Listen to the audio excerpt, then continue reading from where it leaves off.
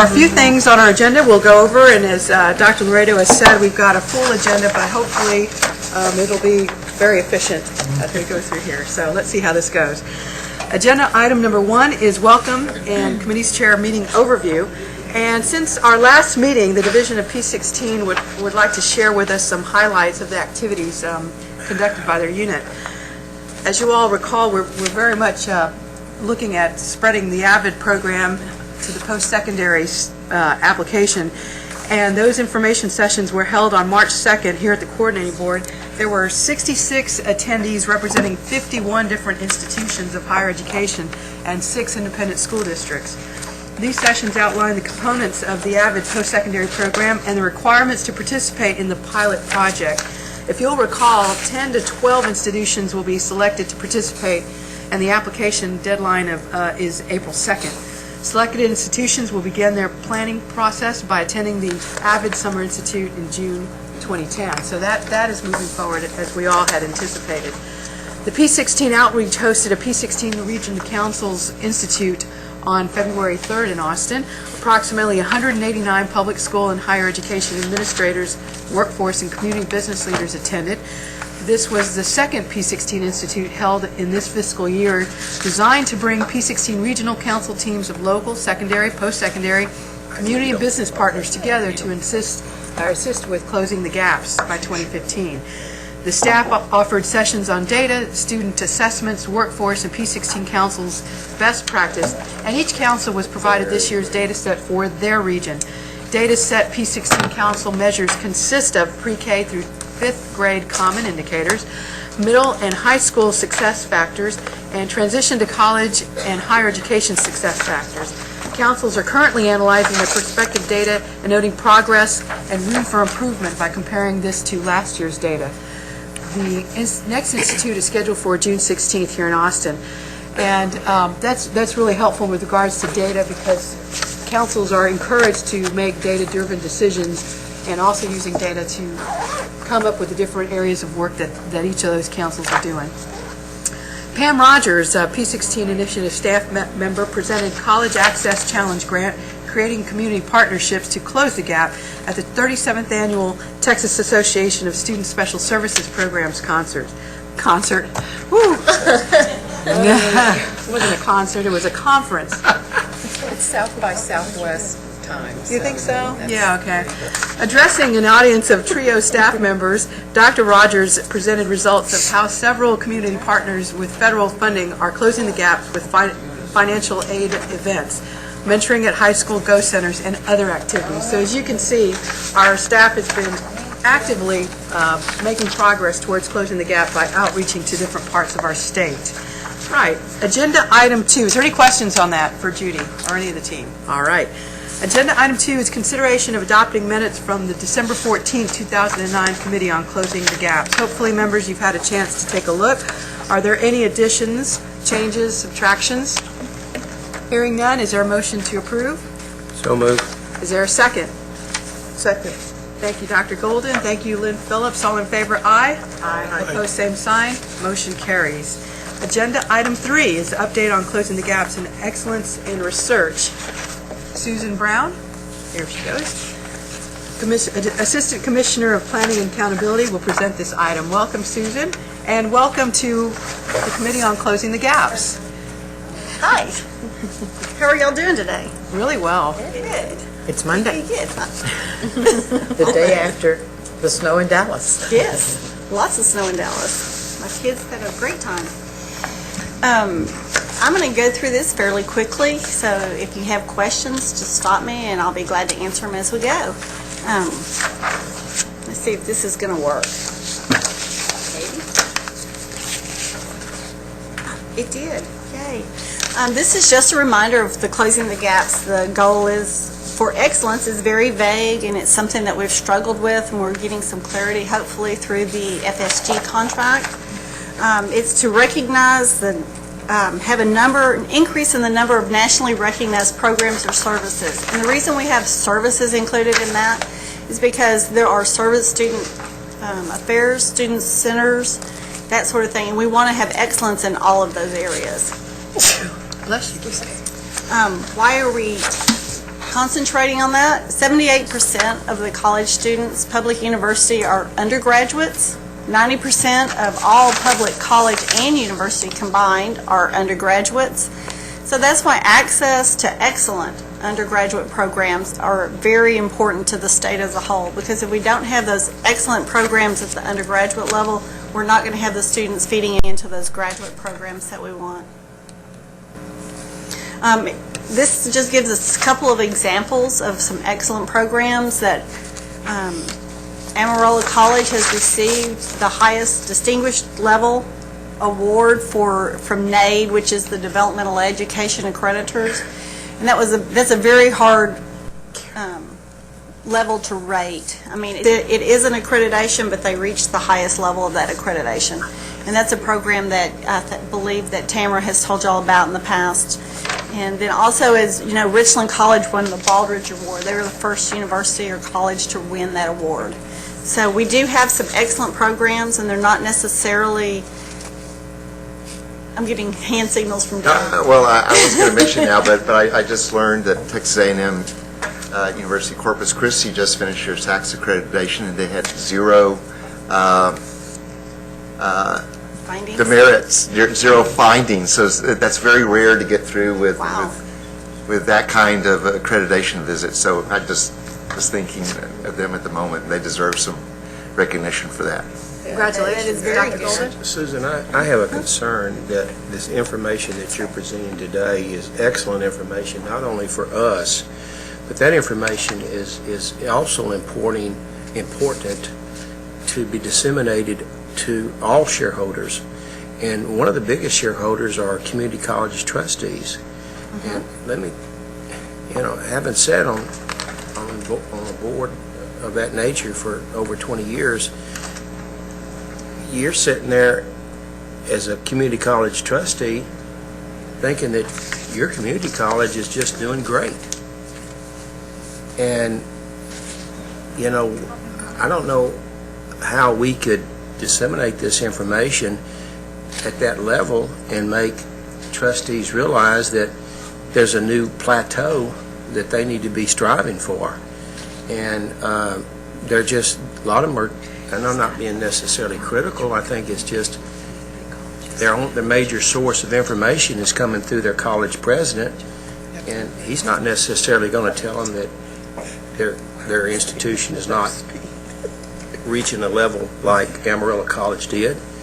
And so I don't know, I don't think that information's getting to those trustees in such a way that makes them realize that they could be doing better, and their expectations of their individual institutions needs to go up, because the quality of undergraduate education is going to be the basis of which we're going to build excellence in higher education in this state. And unless we improve it, and as we all know, over 50% of those students are going to community colleges, and so much of what I've read in this material emphasizes the importance of community colleges, and we're going to put a lot of emphasis on that here at the coordinating board. So I just, from my background, I'm very concerned. I'm glad that you're bringing that information to us. We need to know it, but I think there's other stakeholders that need to be more aware that what may appear to be excellence is really mediocre. I think it's a real problem. Thank you. Madam Chair, just to build a little on what Dennis said, we've talked for a long time about this communicating directly to trustees and regents, and I really think that it would be great if we had some sort of Zap email thing from Raymond directly to the regents and the trustees. Excellent idea. Or, something that would get to them, because we know that a lot of things that we have on our website and a lot of things we publish just don't get the coverage that we want. One thing we could do, if you wanted, is recently for the first time, we've sent for each institution their own results, performance in the accountability system directly to the president, rather than being aggregated. We could send that same thing to the chair of the trustees. No? Yeah, well, I think that's better than what we're doing now, but I think it needs to go to individual trustees. because even having sit in that role before in my past as a chairman of a community college, that's a funnel. That's what certain information can be filtered out. And I just think it needs to be a direct communication with the facts that are stating what that institution, where they're scoring, directly to individual trustees. So I tend to favor more of what Lynn is talking about in terms of maybe something maybe coming from David or maybe coming from the commissioner, that would be a direct communication with individual trustees that are a report card to let them know where their institution is standing and where they're heading and what kind of progress they're making. We could email them. We have the email addresses that we use for the Regents and Trustees Conference, and we could email them directly with a link to We can their own also, institution and the overall, so we could do that quite easily. I think that would be great, and your wonderful newsletter too. I mean, I think that's needs a broader audience. We'll do that. Did I say one other thing? And I know we're on a time frame here, but there's still a lot of trustees that are not, in my opinion, attending their mandated course requirements in order to be, the Open Meetings Act, all these things. I just know that some of them are not pressured to go to. If the only thing they're going to do is sit there in the boardrooms once a month and receive the information that their president gives them, and I'm not ganging up on President College. This isn't a Badger Community College day as far as I'm concerned. I'm just telling you the reality of the situation is that it's in a lot of situations that the majority of the information they are getting is directly from their presidents, and so it may be it may be skewed, or they may not necessarily be not telling the truth. They're just telling them what sometimes reflects more positively on the institution. And I think that we have data here at the coordinating board to support the things that we say and we do, and the trustees need to be aware of that. Thank you, Dr. Golden. I think it's been noted by staff that we need to look at that communication channel. I also think that we'll see more in our FSG strategic plan, more involvement by the regents and trustees between us and those groups as well. Isn't that correct, Linda? Okay, very good. Susan? okay. This slide shows some of the areas where we've looked at excellence, and this is the number of National Academy members from the institutions, and as you will note, this has not changed a great deal. Berkeley still has more than all of the higher ed institutions in Texas. So, yes. These kinds of slides bother me. I guess I don't understand. What is the purpose of this particular slide? What are we trying to get to here? Are we trying to get Texas at the standard in which Berkeley has set for themselves, or what? Well, the fact that you have one institution in California that has more than everybody in the entire state. Right, but what does There's that mean? multiple. What does that mean, and what are we striving for? Well, the faculty that have received this type of recognition are very productive faculty. They're faculty whose research is well used, it's understood. It's not some of that faculty that just ends up on the shelf. Right. It's been recognized by their peers all over the country and the world, and so part of this is we haven't been able to either attract as many of those kinds of faculty to Texas, or nor have our faculty been recognized at the same level. So it is a direct measure of excellence and the quality of their research. Right, I understand what these numbers represent, but what are we striving toward? I mean, by putting out this slide, it seems to me that we're sending a message Texas is way, way, way behind California. We're only at about 15 or 12% of what, let's see, UT Austin's only at 12% of what Berkeley's doing. What are we trying to get to with this? Are we trying to say Texas needs to be at a higher number than 52? Is that the purpose of this slide? Well, originally when we started using this, it was, we tend to think of ourselves as historically as doing better than we were, and when we first used this, a lot of people were really surprised to understand that we weren't as competitive for high-quality faculty as many people would have thought we were. It's not to say that our faculty aren't good, but we do have a long way to go. This one really ties in with our research goal in terms of excellence with research. Is this goal broken down to by 2011, we need 85, by 2012, we No, want... this this was is not not a one of the goal. targets in Okay, our so- goal. This so was just an illustration of how to get, one measure of faculty excellence and that sort of thing. Yeah, I just have issues with slides like this, because if you're saying, if the perception is we need to be at a number greater than 52, maybe 60, maybe 80, maybe 150, what does that mean from a fiscal standpoint to the state? And without knowing that piece, then how can we say, our numbers should be greater at 52 when we can't measure the impact? I mean, we're benchmarking against Berkeley, but I have no idea what the impact Well, I of the don't, perception is. Does that make sense? Yes, and I don't know that there is a I mean, we can't direct- say Berkeley is better than Texas. I don't believe that. Well, there's not, Sorry, Berkeley, I don't but believe, I don't buy it. I don't believe that there's a direct correlation, but as David mentioned, the faculty member who are in these categories do bring in on average, probably a much larger percent of research dollars and that sort of thing coming into the state. I have not seen anything that breaks it down on a per faculty, Yeah. only for those that are in the academies, that sort of thing. Yeah, I just think we need to be careful. There's a perception here without a full picture. That's my point. Well, I think this is, part of our job is to produce data that's helpful to the higher education institutions, and this is extremely helpful to every head of a higher education institution who's trying to raise the faculty of salaries. And the basic problem we have in Texas is that we don't have enough money, we don't have high enough salaries to get the best young people to come in and go up to the system, go through the system and become a member of the Institute. I think this is incredibly important information for us to be putting out.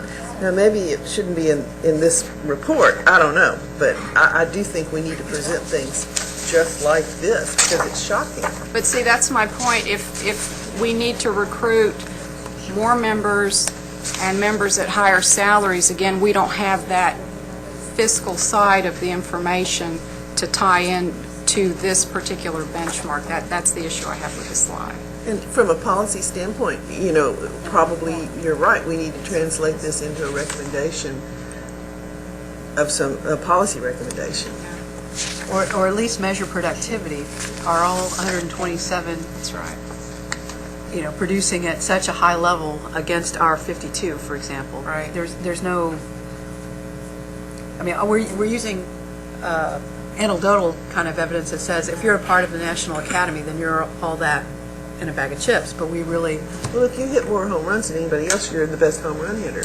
I mean, I think it's useful information. I don't want the staff to spend months and months studying the productivity of these guys versus, I mean, maybe all the Berkeley guys are octogenarians. I don't know. But let me make another point, and maybe we shouldn't use this slide at all, but we could have pulled out multiple institutions from the University of California system that we could have made the same statement about. In terms of having more than all of Texas. Multiple institutions in California have more academy members than our whole state. Right. there you go.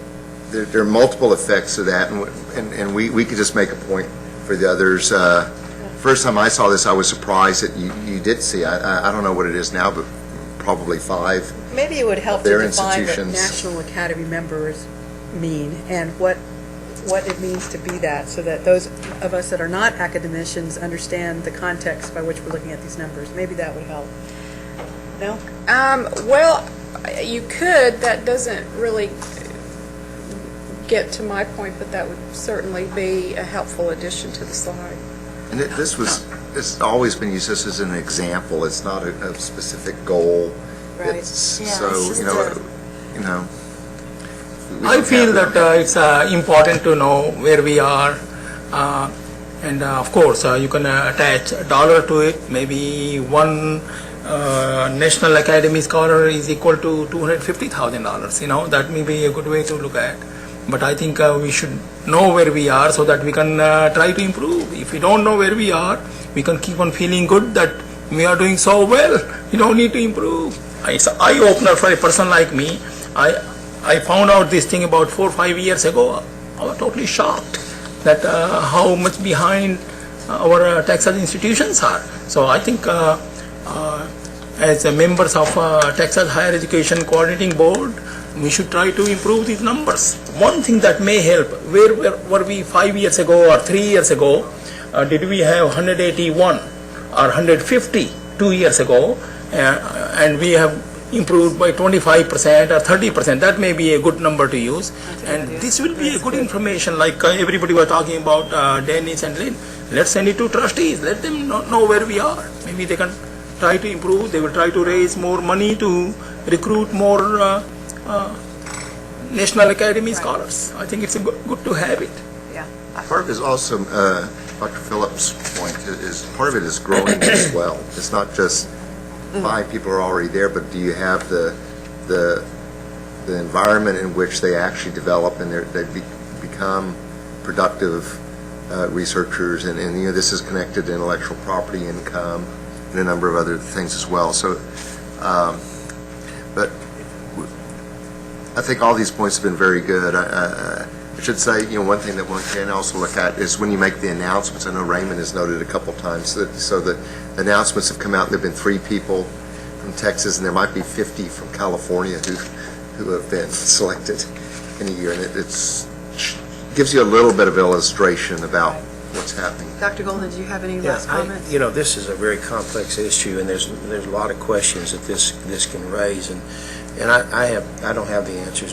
But here's my concern is that, you know, number one, what does this actually mean? Does this I would assume that the more faculty members that we have that are members of the National Academy, then that would imply excellence in education, or at least it would imply that you're providing a higher level of or a better educational environment because you've got the best and the brightest people on your campus. I would assume that was what it implies. Number one. Number two, what incentives are in place to either grow our own individuals, their own campus, and raise them to this level, and are those incentives in place, and if they are, what are they, and if they're not in place, then maybe we should need to look at why they're not in place. Number three, you know, we will, I think, be playing some role in defining the criteria in the near future for Tier 1 for these 7 emerging research institutions.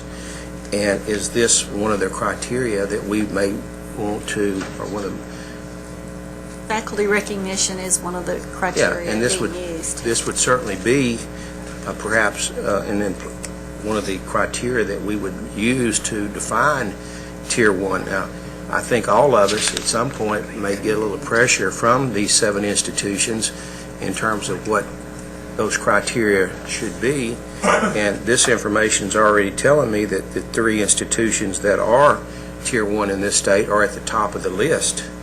And we could certainly say by this information that we presently have in our hands that these are the 3 Tier 1 institutions in the state of Texas: A&M, UT, and Rice. And here's the number of faculty members they have as a National Academy. And you're going to have to at least get 14 for us to even think about, you know, maybe putting you on that list.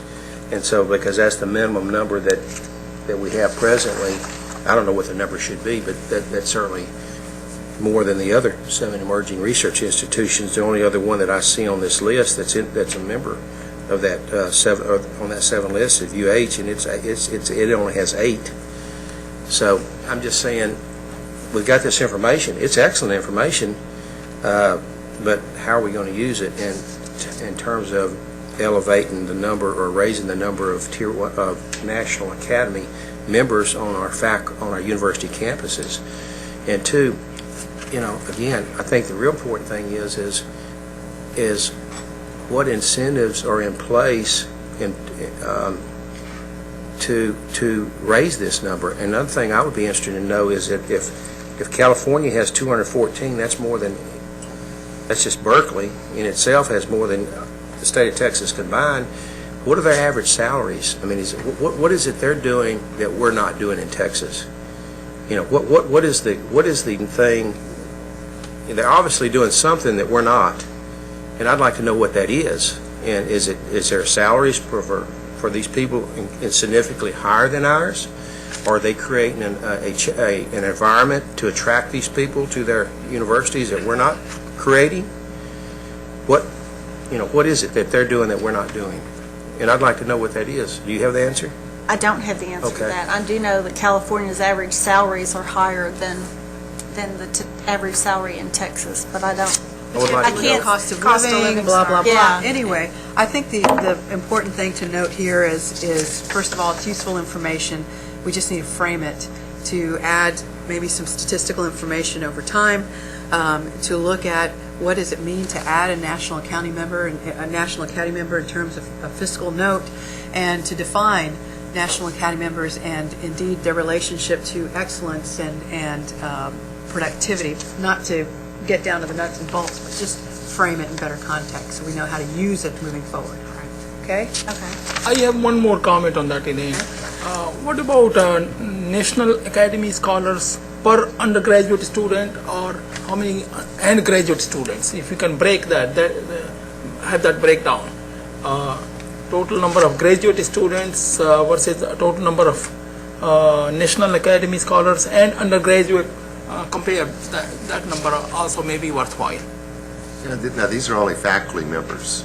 Yeah, but I mean, with do they respect to instruct? undergrads and graduate students. You know, some school may be small, some school may be big. The ratio. You know, like Rice is small I school. got it, yes.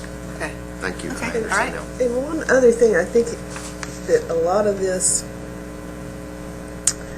is some of the research, a lot of research money is driven by university being associated with a hospital, and I don't know how that figures in, but I know it figures in, and that may be figuring into Berkeley. I don't know. I mean, It we may doesn't not with be as- Berkeley. They don't have a hospital. Darn. Does Berkeley have a does Berkeley have? Do we know if Berkeley has a medical school or health science center? No, that's what I was Well, hoping. that really makes me wonder what they're doing that we're not doing. Because a significant amount of research dollars do come from universities associated with health science and medical centers. You know, we can even see where University of Texas Health Science Center in Houston is showing up on the radar, and Baylor College of Medicine is showing up on the radar, and they're standalone medical schools that do not have any association at all with research institutions. They're just standalone medical schools. And if Berkeley doesn't have a medical school or a health science center, then there's some lessons to be learned if we can dig in there and find out what they are. Good point.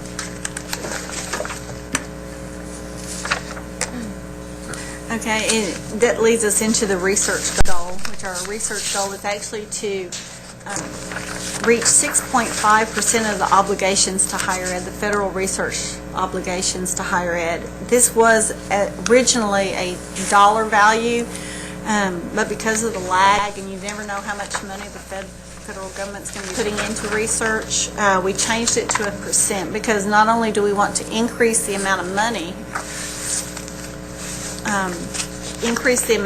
which we have done substantially, but we also want to increase the percentage of the funds that Texas is getting. And this slide shows you that we have increased up to 5.6%. We are still, behind the others. We're still in sixth place behind 5 other states.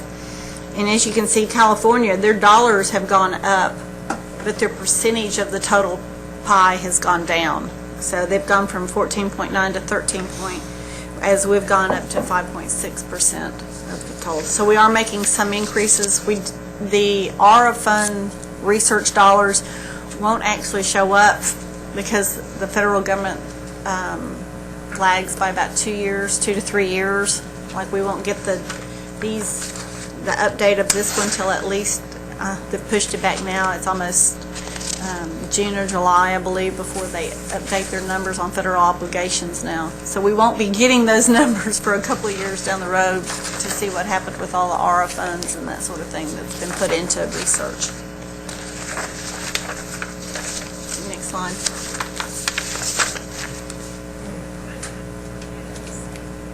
Okay. This just shows a little bit of where our research funds come from. 58% are from the federal government. This is very similar to other states. Texas puts in 18%, and then you have the private donations that are about 15%, and institutional funds. Those are other funds that the institutions have that go into it. Okay, so the state money here, is this 620 million? Am I reading this right? Right. Is that a biennium?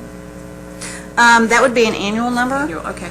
And let me ask you, on that number, are these state funds tied into any type of variable or factor? In other words, are they matching? Are they committed by They're all over something the else? board. They could be research, like I know TxDOT does research in transportation that goes to the Texas Transportation Institute at A&M. So it's an A&M system. But is it dependent, is it matching Not funds? Is it necessarily. tied into the federal funds? Some of them are. There's all sorts of different programs. Like we have the ARP, what is it called now? Norman Hackerman Research Program. NHARP. That's all I could think of. I couldn't remember all the name. So that's money that's not tied to matching. That is a peer review. So that's some of the money. Some of the money comes. Matching is considered. Matching is considered, but not required. Matching is yeah. considered, but What percentage is matching, or for lack of a better word, automatic funds as opposed to? probably very little of discretionary. it is automatic. Some of it they Okay. do get from the research development funds or the competitive knowledge fund. Those are two programs that the funds are just appropriated to the institution, so that would be part of it. Another part, though, a lot of it is research that is being done for different state agencies. Okay. And So more or less, the majority of this is money that the legislature appropriates every I don't. biennium I would to the I would not say institutions, or- most of it is appropriated. I would say most of it is probably research that they've done, and a agency has done an RFP for. They want this type of research done, and the institution can apply for that. Oh, okay. So it's filtered through Okay. the agency. So it's through an agency, but it's state funds, but it's not. And then there are things like Susan mentioned, which is, TxDOT or the TTI. the Ag Extension. Okay. There are a whole series of things that are more direct, but it's a really complex mix of funds. Thank you. Just want to make sure. Madam Chairman, a quick point. I would be interested to see, I don't know whether we can do this or not, but I'd be interested to see if there's any way we could break down the amount of research dollars that are being spent on what I would refer to as basic science research as opposed to applied research. And I know there's been some work done at Texas A&M to place more emphasis and focus on applied research, being research that can be translated from the laboratory to the real world in terms of new companies, economic development, patents, and that will give us some idea of how much money or what kind of return that the state is receiving on each dollar it's spent on research. How much do we get for that dollar? I don't know whether there's a study right now in place to reflect that, but I do know that there's been more emphasis placed by certain institutions and universities to push faculty to be doing more applied research. And the average basic science researcher who publishes an article in this state, that article is read by 30 people or less. And the point being is that basic science research is important, but oftentimes it's frivolous. It doesn't get us a lot, there's not a lot of bang for our bucks. And so in an era where we have to get our dollars worth, then I think that the coordinating board may want to look at formulating or at least endorsing some of these policies and directions that certain institutions are going to place more emphasis on, quote, applied research. Do you have any comments on that? We on that used to at one observation? time collect applied versus basic, the definitions. what some institutions would call basic research, others would call applied, it's a very fuzzy line. It's Well, not there's it's not a very was cut it- and is it- dry There's a line. research expenditures report that is produced every year, and you'll be seeing it soon. Is it within our prerogative to define what applied research, who can, Well, what? well, there are definitions in the research expenditure reports, and this is for dollars that are spent on research, not for dollars received, which is a little different.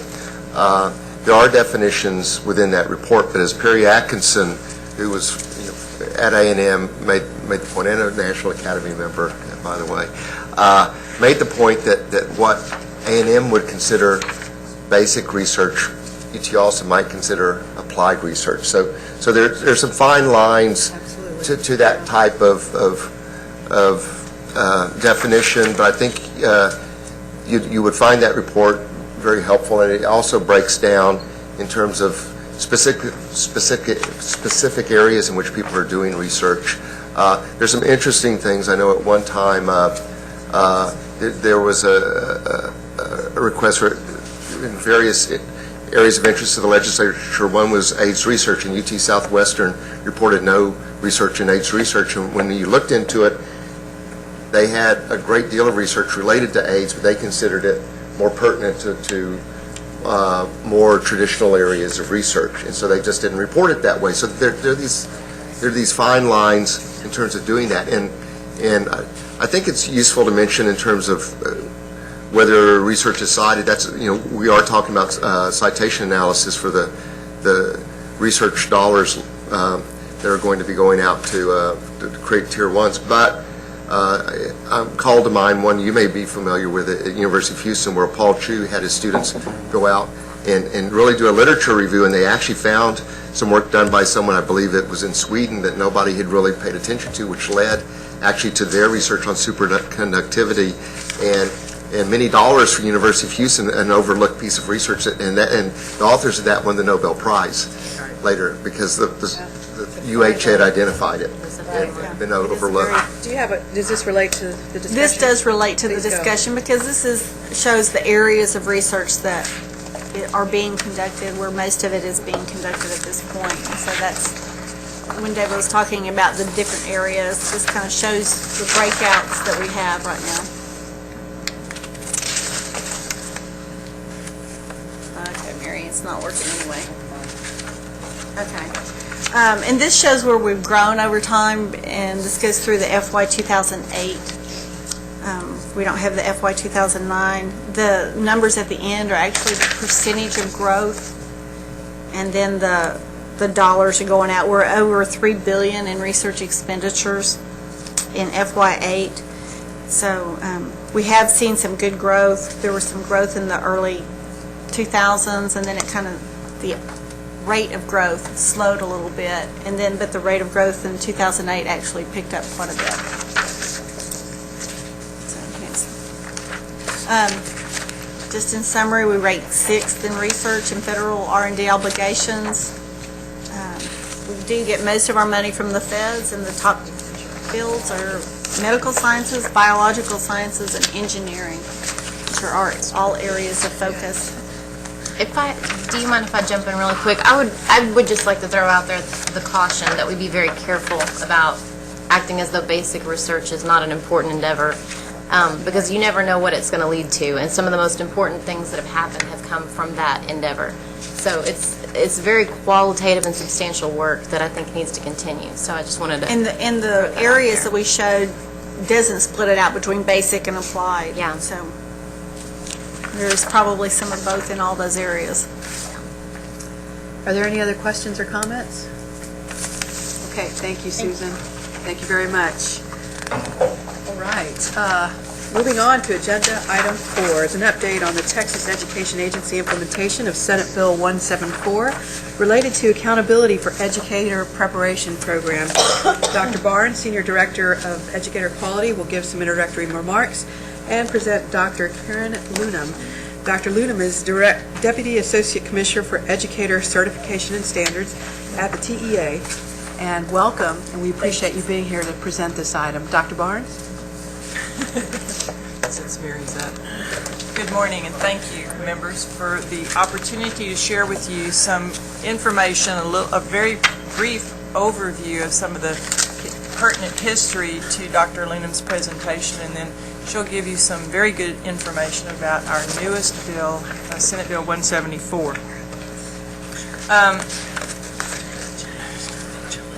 Let's see. Mary, why are we not going? I think Susan broke it. Yes. I'll wait for Mary rather than...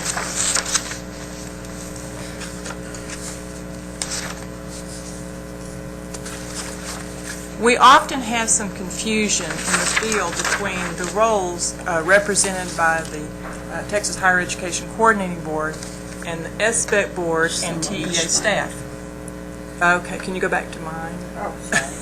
Thank you. Thank you. That's the first slide. Thank you. And can we go to the next one? Well, somehow, all right, well, that's Karen's piece. So that's all right. That's not mine.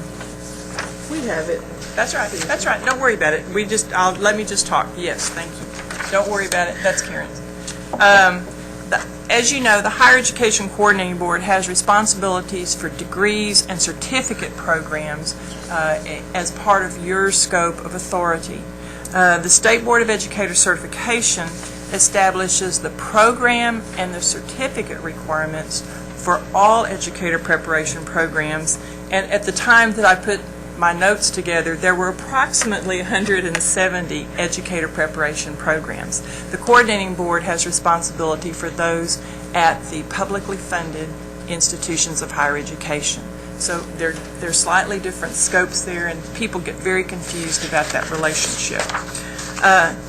A fundamental change occurred in teacher education in 1987 when our legislature eliminated the ability of institutions to award degrees in education. A teacher who seeks certification in our state must have either an academic major or an interdisciplinary academic major.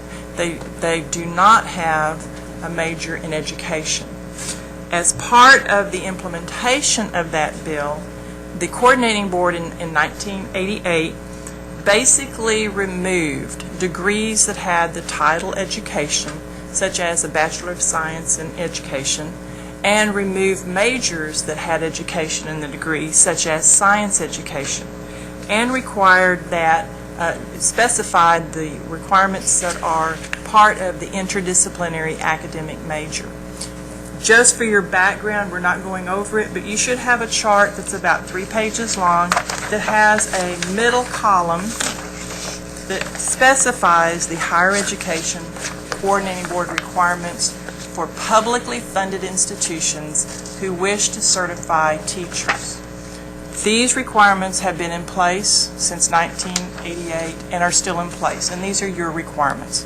So there's nothing we need to talk about unless you have questions later. I don't want to get you off track from Dr. Lunam's presentation, which is the current status of where we are. Another change that happened that was quite important was a move by SBEC in 2000 away from what had been the 1987 standards for the teaching profession, and your column is based on the 1987 requirements for teaching. At that time, both SBEC and the coordinating board requirements were exactly the same. They were stated in terms of semester credit hours. In 2000, SBEC moved into a standards-based approach, and things are now stated in terms of what a teacher must know and do in the classroom.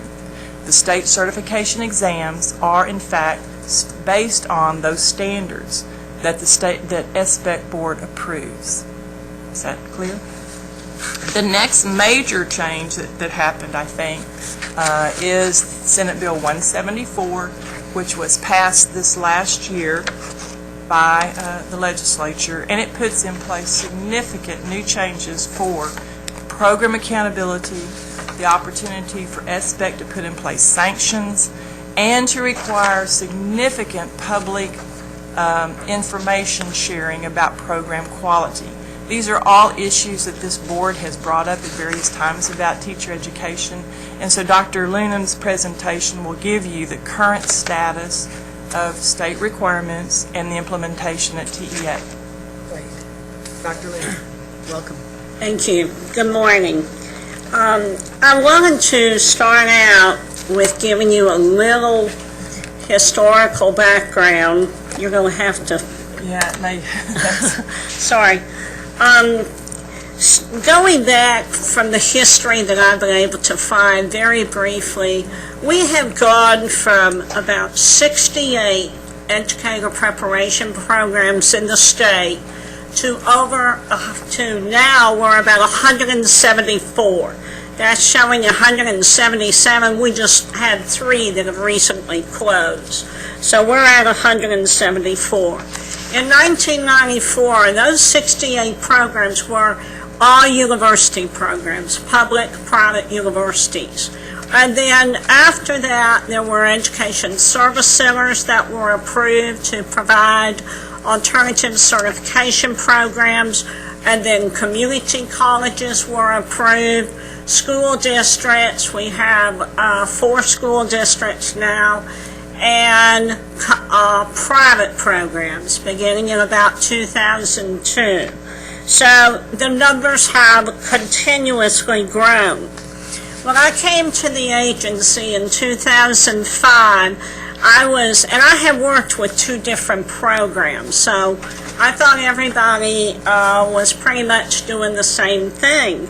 And yet, I was getting a lot of questions. So we did a survey with all of the programs in the state, and we found out very large differences, a lot of inconsistencies, and so we started working with our board at the time, and they made teacher quality one of their priorities. So from that, we started working on our Texas Administrative Code, which are the rules that govern all the educator preparation programs in Texas.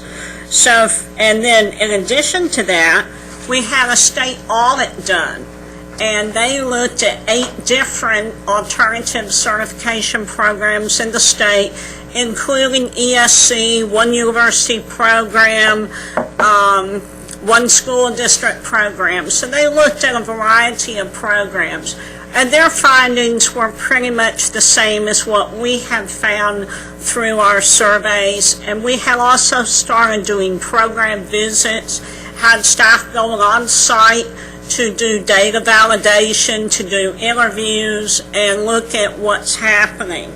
So all of that happened, and then during the last legislative session, we had Senate Bill 174 passed, which is very similar to the requirement in the Federal Higher Education Act, which is the Title II federal report. So from that, to implement Senate Bill 174, we have been in the process of revising our Texas Administrative Code, Chapter 229.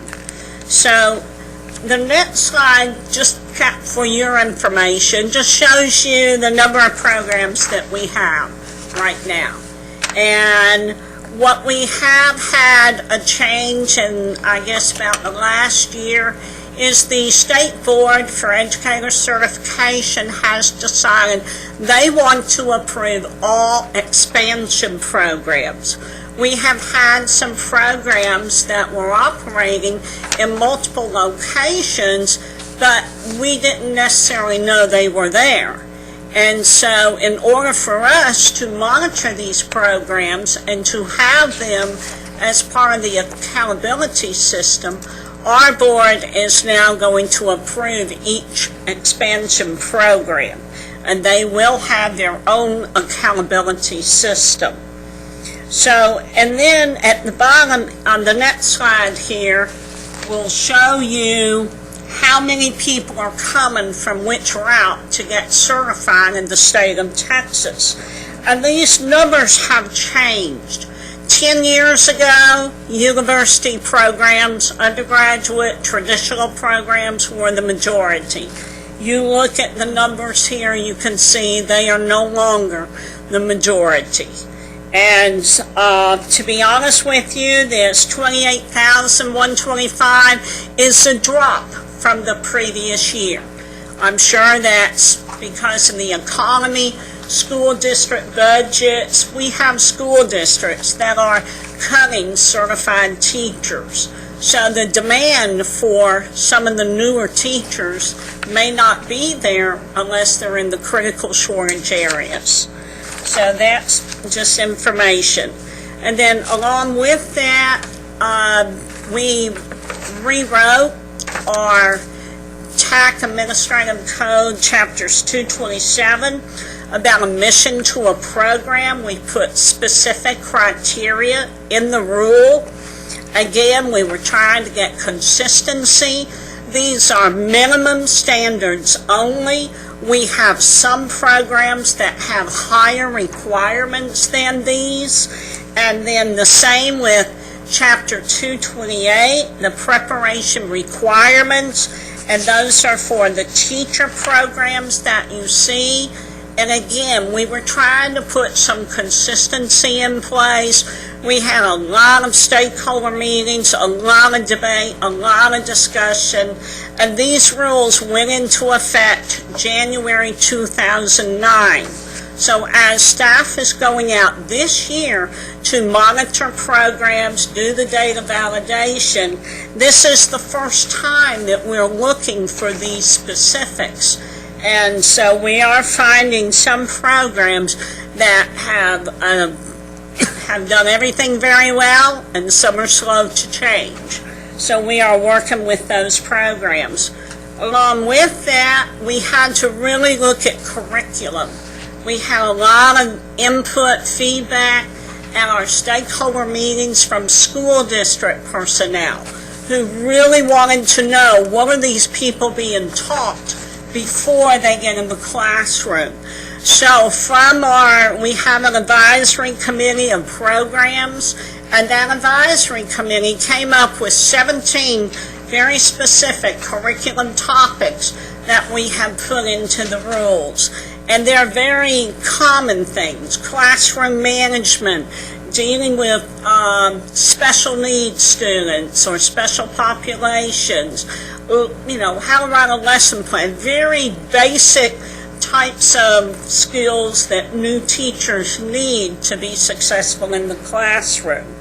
All of the curriculum and all of our certification exams are the foundation, is the state curriculum, the Texas Essential Knowledge and Skills. So from that curriculum, we have gone back. We are including the English language proficiency standards, college readiness standards. We're into the technology integration. Every time our texts change, our tests have to be revised. When the college readiness standards are being implemented, the ELPs are being implemented into our tests. So we are forever working on exams. So then comes the legislative session and Senate Bill 174. Initially, this bill was a standalone bill, and then if you recall at the last session, it got into the higher education bill. And what it basically does, it gives us the authority to adopt fees for program approval, renewal, and then set minimum standards for approval. Each program has a pretty complex proposal that they must complete to become a certification program in Texas. Each program then goes to the SBEC board for approval. They will ask questions. We ask a lot of questions before we even submit them to the board. So what does the bill do? It gives a lot more accountability at both the federal and the state levels. It incorporates, Senate Bill 174 has the same reporting requirements as the Higher Education Act. The definitions are the same. we were trying not to increase the reporting requirements for programs. So we were able to incorporate all of them into one chapter. We have a lot more transparency with the programs. You're going to see on the website a lot of information about educator preparation programs that have not been there for everyone to see. We're hoping to get some of the first information posted this summer. The programs are expected to use that data in making good decisions to improve their programs. So part of the main thing with Chapter 229 are these 4 standards. And the 4 standards are the results of the certification exams. That one has not changed. That was in the previous Chapter 229. What has changed is we are going to gradual increase to an overall 80% pass rate by 2011-12. And that is pretty much in alignment with what the rest of the country is doing. The second standard is the beginning teacher performance based on an appraisal system adopted by SBET. We are not able to access PDOS scores on beginning teachers. So it was our responsibility to come up with an appraisal to do this. We have worked with some nationally recognized partners who have helped us develop a survey to do this. In fact, it will be going to the SBET board at the April meeting for approval, and then we will pilot it this spring, get the results, and then see what changes we need to make, set the standard for the board to approve, and then full implementation next year. The third standard has to do with the improvement of student achievement. We do not yet have the data, access to the data, to implement this standard. So we are being told by our IT people it will probably be 2012 before we can implement this standard. Before the data from prior years is available, or you actually start accumulating data in 2012? We are told the data will start being available 2011, but for us to actually be able to get the data to implement this standard is probably going to be 2012. Is that because of FERPA? I don't think it's FERPA from what I'm told. They're working on the new longitudinal data system, and I believe it's just the technology issue. And the data is? Linking student test scores to beginning teachers to programs. For 3 years. For 3 years. Right, but it's test scores, but is it anything in addition to test scores? Or for this particular standard, it's going to be test scores, or eventually we're probably going to have to use end of course exams. When the test goes away and the new accountability system for students come into place. Is there any discussion about factors in addition to test scores or At this point, no, but we've got some time to work on it. Dr. Mooney, are there any school districts that may have accumulated this data already? Yes, some of your larger districts, I know Houston ISD, Dallas ISD, they do accumulate test scores already, but it would not be something we can access statewide that would be consistent for all of the programs in the state. So it wouldn't be feasible at this point to have a reporting mechanism where they report these records to you directly until the longitudinal study technology is available? That's not the recommendation we have had. Because I would believe even in smaller districts, this data exists. And it may just be a matter of getting it. As I taught for a year, and I knew what my kids had done based, on their performance before and after I had taught them. So I would think that this data would be available. Well, we've had, before you were on the board, Heather, I think it's been a little over 2 years ago, we had a presentation where the group was doing this very thing and had done it. Oh, yeah. Not in Texas, but in other places where they show the student's gains in learning over the course of The changes, yeah. Yeah. And that's what they're looking for. So what scores are you talking about? I mean, there are scores. sorry? Which test scores are you talking about for the Well- students? Because I know that there are test scores in the TEA system There currently are because we have access to them. There are tax test scores, but it's my understanding the longitudinal link is not there with it directly correlated to the individual teacher back to the program. The whole purpose of this, It's a teacher link, it isn't. right, where the test is scores to are available. find Yeah, out okay. how well the program is preparing that teacher to be successful with those students. And the last standard has to do with the frequency, duration, and quality of supervision of first-year teachers. And this really, it will be helpful because we know from the research that all new teachers need mentoring, they need supervision, they need a lot of support if we're going to retain them in the profession.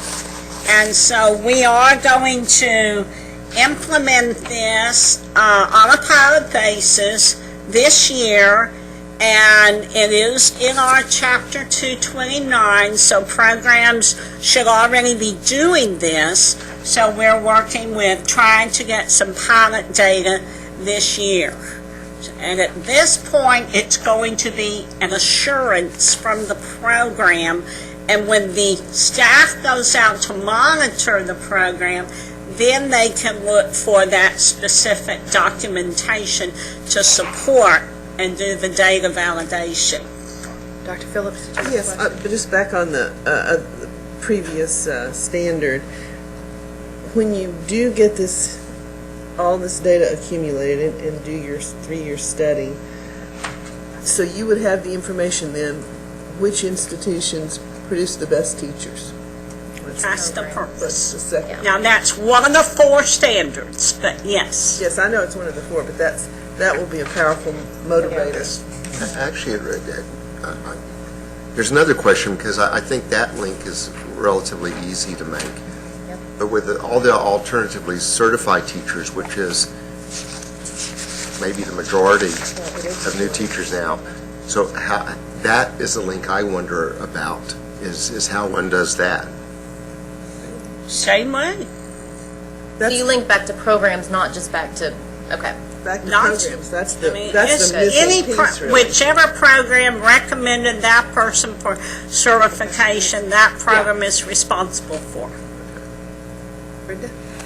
The last bullet point, field supervisions of first-year teachers, what about the first 5 years? I mean, what happens after the first year? The way the rule is written right now, it's first-year teachers. Yeah. Eventually, we get the data, we may recommend that be increased, but right now, it's first year is the way it's written. Well, and that's the way it's in the law. And at some point, I suppose, you could extend, if you get the law amended, you could extend the research to include the, what we might call the persistence of teachers. Yeah, because you hear about the negative statistical rate of retention within 5 years, and so, Yeah. if the mentoring, it would seem to be more than just the first year where you would need this level of support. Is there any discussion about that, or? Just curious. There has been some discussion, but it was not included in this particular Especially since legislation. your data will be accumulated over the first 3 years. Yeah. That's kind of a mismatch. If I Yeah, could, if I could add, I believe remember the part about all the public data that's going to be available and the nature, I believe the 3 and 5 year persistence rates are part of that reported data. Retention rates. Retention rate. So Yes. that will be publicly reported. It's just not part of the accountability system at this point. So you will have that data out there. Dr. Golden? I realize that this question is probably is somewhat related to what we're talking about that wasn't included in Senate Bill 174. But I think it's very important for the coordinating board to look at this, and I don't know what means in which we could approach this, but that's evaluating the effectiveness of teachers in community college remedial education programs. And that may be something that's outside your domain to address. That may be something that's... Yes, that's definitely outside of your purview, but I think we need to make note of that to address it. We will, and that's one of the Commissioner's primary concerns in terms of the quality of developmental ed at this point. As I read the information that is being sent to us, so much of what we need to be focusing on is the effectiveness of developmental education. And that's outside y'all's domain, but I certainly want to make that a valid point in terms of evaluating the effectiveness of teachers that needs to be extended on into The upper ranks. other areas too. Very good. Thank you, Dr. Golden. Lynn? Just so I can understand this a little bit better, it's written into the law, this 80% pass rate? It is written into our rule, Chapter 229. The law did not tell us how to do it, so Okay. what we did was have stakeholder meetings to come up with that amount. Okay. And, since so much of the information we have about countries and states who are doing better than we are have very high standards for teachers, I'm just wondering why the 80% as opposed to, say, 90%? We researched what other states were doing, and the research was showing 80% pass rate on teacher certification exams was pretty much the norm nationwide. But nationwide, we're doing horribly, so wouldn't Texas want to be a leader in... Well, I understand, but you also need to understand right now, our pass rates in the rule were 70% for first-time test takers, initial pass rates, or 80% for 2 years as final pass rate. So this is an increase from where we are right now. I understand, and I'm sympathetic. I'm sure I couldn't pass the thing, but I just think that's one of the easiest things we could do to create teacher quality is put that pass rate higher. That's pretty easy. Thank you, Lynn. The beginning teacher performance based on an appraisal system adopted by SBAC, will that be implemented site-based like appraisal systems are today for teachers, or will that be SBAC coming in to do a different appraisal? It is a survey, Okay. which I can't share with you today until our board approves it. It will be web-based. We had a stakeholder committee of principals come in one day to look at the proposed questions, give us some feedback. And the following day, we had the Educator Standards Advisory Committee made up of program representatives come in and look at it. And after they gave us their input, some of the questions were revised. And so we have an instrument that we will take to our board that once it's approved, it is available to the public. So the principal will then appraise the teacher as they do today, and then through the web portal, go ahead and take this survey. Right. Okay, in addition to the, okay, great. Just before we go on to the actual sanctions and things like this, if you were to guess and take given rule changes and the things you are proposing to your board, how much change would you see in higher education institutions from what they're doing today to move to this? Is there a lot? Is there a little? Is this? With some programs, since we started doing the monitoring visits and have been really specific in looking for what's required in the rules, some programs have had to make a lot of changes. Okay. Some programs that were already implementing these standards or higher have very little changes. So it depends on which programs you're looking at. Well, if we have a systemic issue, an issue of education, educator preparation, will this really make a difference, or is it tweaking something we already have in practicalities, not theoretically? The feedback we're getting from the programs is it is making a difference. Okay. They have higher expectations and they understand the need for effective teachers in the classroom. The feedback we're getting is that they are really putting more time and energy into the preparation with their teachers. And this, again, to, I think, Heather's question earlier, this will affect alternative certification programs as Every well. program in the state. So this, can we think of this as a game changer here, or is this a change point, or is this? The feedback we are getting is it is a game changer for some of the programs. That's a big game change from 75 to 80%. I don't call that a game change. Right, I'm just, yeah. Maybe the transparency maybe that can be where it moves the needle quite a bit. It's just bringing to light. Well, having the data and all that's great, but the game change is having higher quality teachers. I don't think that happens until the spotlight is shown on the No, program. I agree. I mean, I think this is Well, great. I just- just want more. Systemic changes with regards to curriculum and Yeah. expectations and all that will get us there. And so, really, when you get to the core essence of the curriculum and what the standards and expectations are, hopefully, there'll be more programs that are changing because of where we are today than less. That makes sense, I hope? Okay. And can I ask one quick question about the certification exams? On the content exam, is there a push towards a better examination of a teacher's knowledge of that content area versus a pedagogical approach within the content area? Yes, and we'll Okay. discuss that. I have a small section in here on the exams. Okay, and then on the second exam, will there be an increased college and career readiness standard approach to that test as well?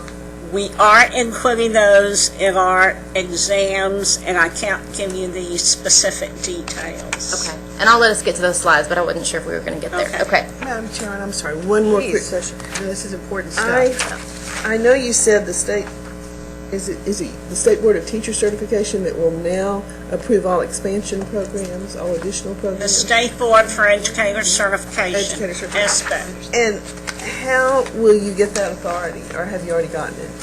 They already have that authority. Okay. So you're not worried that something's going to pop up somewhere and you won't know about it for 2 or 3 years? I don't think so. Okay. Good. All right, please, go ahead. Okay. In the new Senate Bill 174, we have accreditation statuses, and actually now we go to 5, not rated, which means it's a new program. We don't have a lot of data yet. Accredited, they meet all of the standards.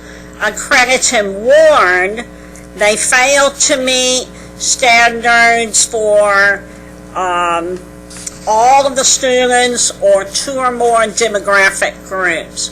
All of our test data is reported by ethnicity and gender.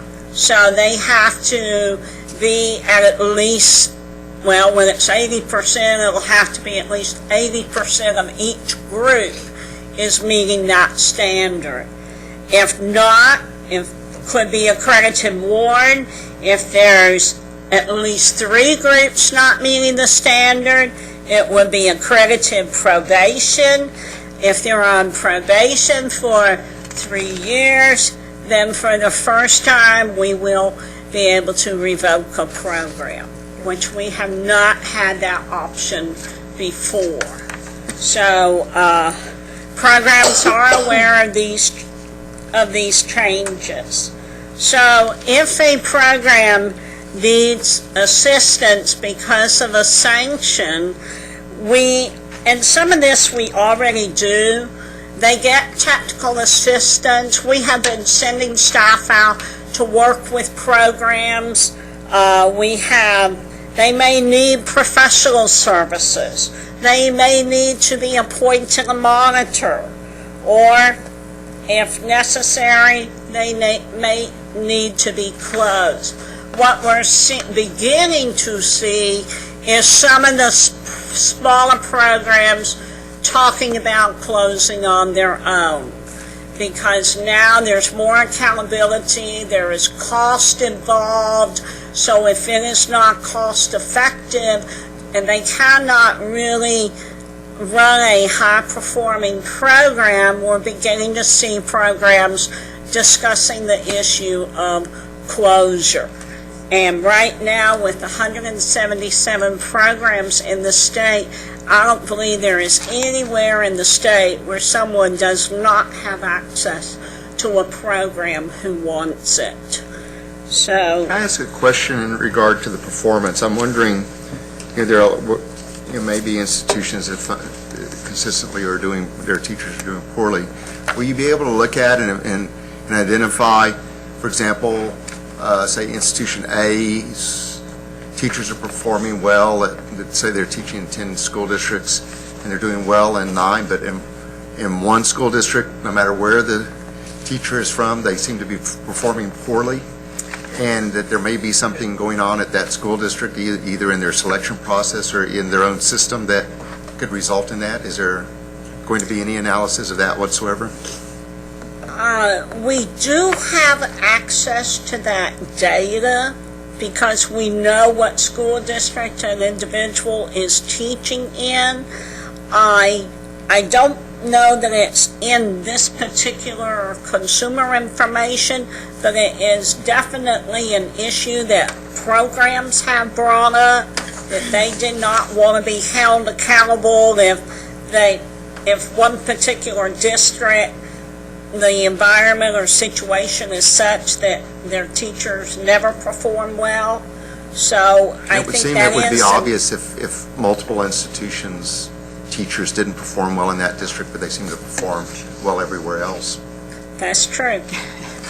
David, I think that's such an interesting point, and I don't know if it falls to your board to do it, but somebody should be collecting the data related to some other classes, or whatever you call them, besides gender and ethnicity, like, accelerated learners, slower learners, because if you had more information, a principal could manage their teacher. It might be that a teacher is much more effective with slower learners or middle learners or faster, and the management aspect of this data collection is so encouraging to me, and I hope that somehow we can give the people who are managing teachers the information to better manage and build on that teacher's strengths, whatever they are, and not just figure out what the teacher's weaknesses are. We're hoping that that data is going to help us make better informed decisions when it comes to the preparation of these educators. The next section that is part of Senate Bill 174 is the consumer information piece. And this one will, if you read this, there is a massive amount of information that is going to go on the website that school districts have asked for. Different candidates that are looking at different programs want to know when they're trying to select a program. So, if you look at this, it's huge. Annual performance report.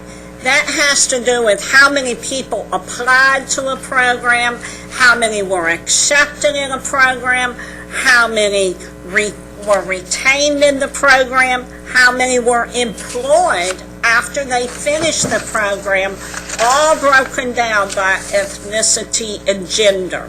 It's a huge report. They run overall GPA, SAT scores, ACT scores, GRE scores. We have never collected that data before. It is a huge data collection. And we are working right now with the Title II folks out of Washington, D.C. In fact, we have a webinar scheduled this week for all the programs in the state for them to understand how to input this data. And then who's able to get a job?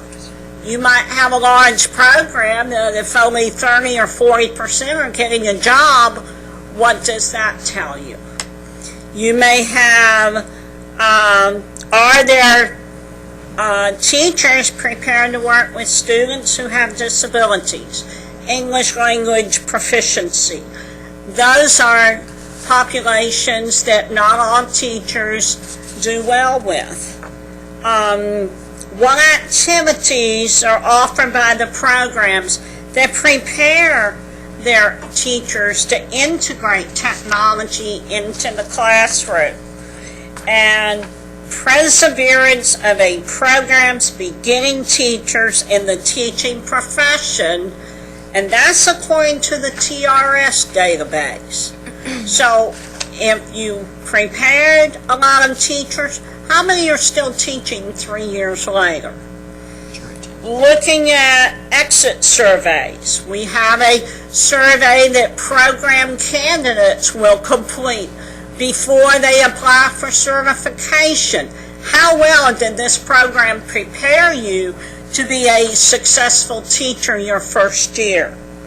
And then again, the principals are going to give us the feedback on how well they felt like a program prepared the candidate. So if we have one principal who said she had, I believe it was 17 people on her campus from 17 different programs. And she said some we knew were better prepared than others. This will give us an opportunity, it'll give the public an opportunity to see the feedback of what principals are saying. Just a note that you may want to look into, unless it's changed, TEA used to purchase the SAT scores for everyone in Texas, and we did that for a number of years. You might be able to match the SAT scores yourself without collecting them. Thank you. The out-of-state students would be problematic, but it should be at least 90% of the students should be somewhere over those years in terms of matching. They may, I'm not sure about the ACT, They do both. Okay. Okay. Thank you. Brenda, you had a question? What is our role in terms of protection of confidentiality, of specific information relating to records that shouldn't be made public? We are not reporting the information by individual. Okay, So we do not get into that issue. okay, just wanted to make sure. Trust me, we've had the attorneys check it. Okay, so I'm thinking from an internal audit standpoint too, so there isn't activity in terms of the individual record, is what, Activity, privacy concerns in terms of the individual record. not that I'm aware of. Okay, These are aggregate and macro level data sets. right, okay, just wanted to make sure. Thank you. In addition to that, it's the integration of technology, and it's not just into the curriculum, but how you use technology as a tool to analyze data, to make good decisions to improve student performance. And then we're getting into the, we'll finish those. I'm so sorry. That's all right. It's getting carried away here. High tech, turning your page, it's high tech. For us it is. Happens to me all the time. The Senate bill also gave SBEC may develop procedures for rankings based on the consumer information. We're not going there yet. We need to first get the data, let's see, make sure it's accurate, make sure what we have is correct, and then we can consider that in the future. And again, we are looking at employment opportunities. We've got another division in the agency who is looking at developing a statewide database in conjunction with the Workforce Commission to identify where the vacancies are in the different parts of the state. And the rule requires everyone to provide the information. Okay, the surveys that were developed, this is Can you who go back has- one? I'm sorry. Go back one. Regarding some of this consumer information, the teachers in the high-need areas, will that be also part of the regional opportunities? It seems like we could be able to break that out into math, science, some of those high-needs areas. I would have to go back and check on exactly how that's broken down. And what can be done on the front end in a proactive manner to either recruit students to those areas? This is probably, the million-dollar question, I would imagine. But not only recruit students in those areas, but then try to identify regions that teachers are out of field teaching so that we can bring highlight to that and maybe recruit those teachers to those areas, so to speak. I don't know. On the website, there is a report called Who is Teaching, and it does identify the teachers that are teaching in and out of field for every district in the state. And we know that our critical shortage areas continue to be secondary math and science, special ed, bilingual, foreign languages, and technology. School districts have asked us the same questions. Why aren't they recruiting more math and science teachers? And programs will usually tell us, we can't tell them what to major in. We can't tell them what to get a degree in if they've already got a degree. And so we have this continuous dialogue with programs about what are the needs in the state. And let's do some counseling with individuals and let them know what the needs are in the state. Right now, if you're a generalist EC6 and just a regular elementary teacher, there's a lot of those teachers out there. You may not get a job, but if you wanted to be and qualify to be secondary maths or science, and you're willing to go where the vacancies are, I can pretty much guarantee you a job. But it really depends on the different regions of the state. It's so different from one section of the state to the other. And there was recently a map that was produced that was showing the Austin area, Central Texas, had the highest growth in the state of students. So I know we've seen more programs open in this area as well. But I don't know the magic answer to how we recruit. We have tried. Well, just perhaps under this consumer education program, there can be a category that would get folks thinking about that proactive recruitment side. Are there any further questions? Madam Chairman, I think that the question you brought up is not related to this report, but, we as a board should encourage the state to have a special scholarship program to encourage students to go to college and study math and science. And we just can't keep saying about our big shortage in the state, not act to. We work together and have consistent messages. I think that would be critical. Okay, thank you. Okay, the surveys that I'm referring to have been a joint effort between the National Comprehensive Center for Teacher Quality, WestEd, which is the psychometrics assessment services, Siegel, which is here in Austin, as well as ourselves. And we are looking forward to getting those published and doing a pilot this spring. The next page shows you everything this year is on a pilot basis. We need to see how things are working. Hopefully next year will be full implementation of the standards that we can do. And then I kind of put some information in here for you on the program monitoring visits and program compliance issues. And this is really just for your information, but I thought you would find it interesting.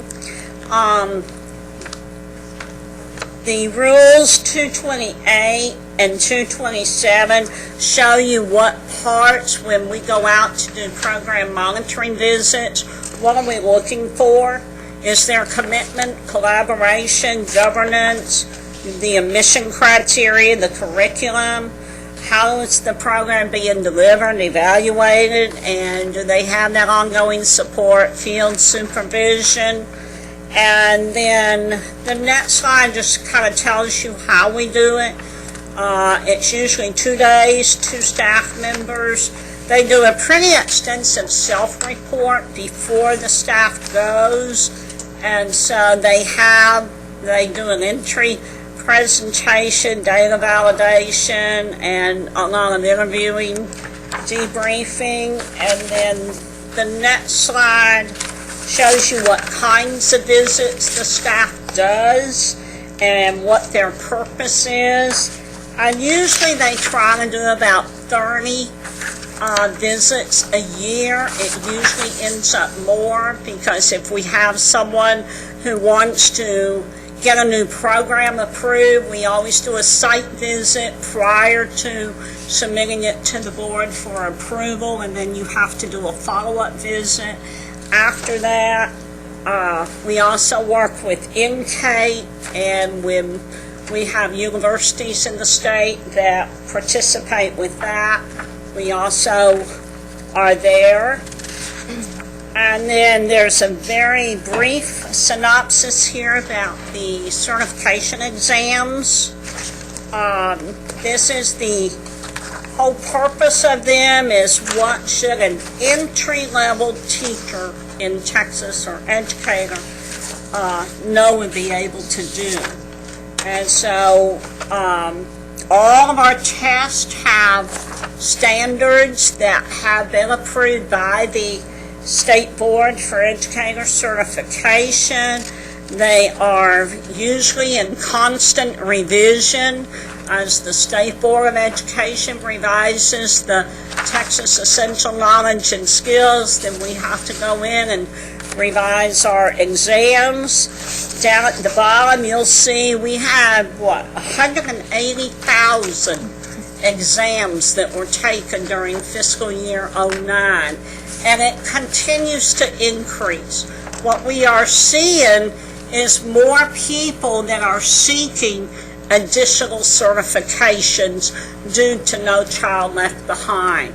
And in Texas, the way the rule is, once you are a certified teacher in one content area, you may add a certification in another content area by exam only.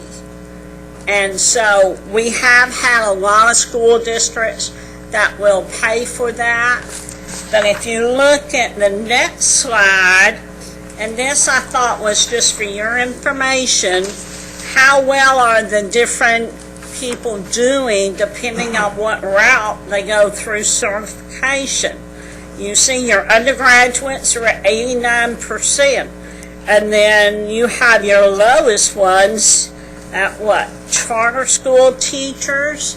Those people may or may not have to have certification depending on their charter. The highest here is Alice State most of those already have experience teaching, that they're taking the Texas exams to get the Texas Standard Certificate. So the overall, you look at the differences between your alternative certification programs and university programs, there's not a lot of difference. So that's it in a nutshell. Questions? I have Heather? I'd like to back up to the slide where we're talking about the certification exams. Yes, ma'am. One of the things, our college and career readiness standards, I wanted to see if those are going to be eventually absorbed into these certification exams so that incoming teachers are aware that they exist and aware of how to apply them. The answer is yes. Okay. I just can't give you the specific which test and when. Okay. The Is there an answer is ultimate yes. deadline for when those will be absorbed into the testing process? I think there is, but again, I can't tell you Okay. right now. Okay. But I'll find out for Susan. That'll be a critically important thing for the validity of our college and career readiness standards to ever actually be implemented in the classroom will be our new teachers going into the field knowing about them. So that'll be an important thing. I just want to say there's 2 points that the TEKS curriculum, the college and career readiness standards already have been aligned into the TEKS curriculum that has gone to the State Board for approval. And secondly, with Dr. Barnes's efforts in the faculty collaboratives, which precisely started out around the educator prep programs, and that was to teach those faculty members and to get them aware of those standards because of their need to retool their courses to ensure that those standards were taught. And that's what Dr. Barnes and her team have been doing over the last year. Good. So they're definitely, and then ultimately you'll see that as a result connected to the test. It's fantastic. And one other question about the content area knowledge in these certification exams. Is there going to be a more robust examination of content knowledge? I think you will see as the texts have been revised from the State Board of Education, I think you will see that the exams are more robust because the texts are much more rigorous. Good. So I believe the answer to that is yes. Yes. Anything else? Great. I think Dr. those, first of all, Heather, those are excellent questions. You've taken most of my questions away, which I'm happy that you did. As we create an environment in Texas, hopefully over the upcoming years, where more and more teachers will want to, number one, stay in teaching. Teacher retention is a very important issue to attract high-quality people into the profession and then retain them once we get here is, I think, is the challenges that we face. And if we can create an environment in the state where teachers want to not only come, not only stay once they're educated here, but maybe attract teachers from other states that want to come here. Is there any way that we can maybe lessen the barriers in which they may have to overcome to be able to come into the state, particularly if they're well qualified? In medicine, we call this reciprocity, and in terms of trying to identify certain states that have the same requirements or even higher requirements for teacher certification than we do, and then be able to certify them just based on their existing certification in other states. Because that's another way to increase your teacher pool, is attracting teachers that want to come here, because number one, maybe we pay more, number two, maybe we create such an environment where teachers will want to come here.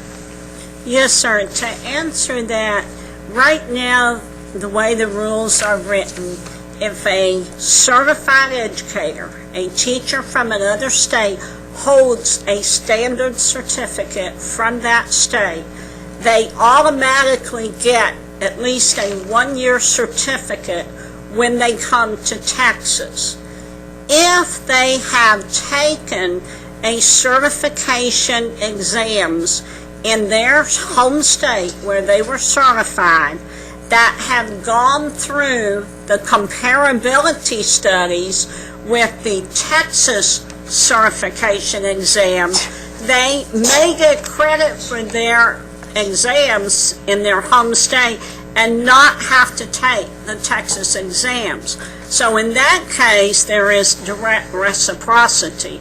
If they have not had a certification exam, or where they came from, their exam has not gone through a comparability study or did not match the standard that was set, then within that 1 year, while they're teaching in Texas, then they would have to take the 2 certification exams in Texas, the content exam and the pedagogy exam.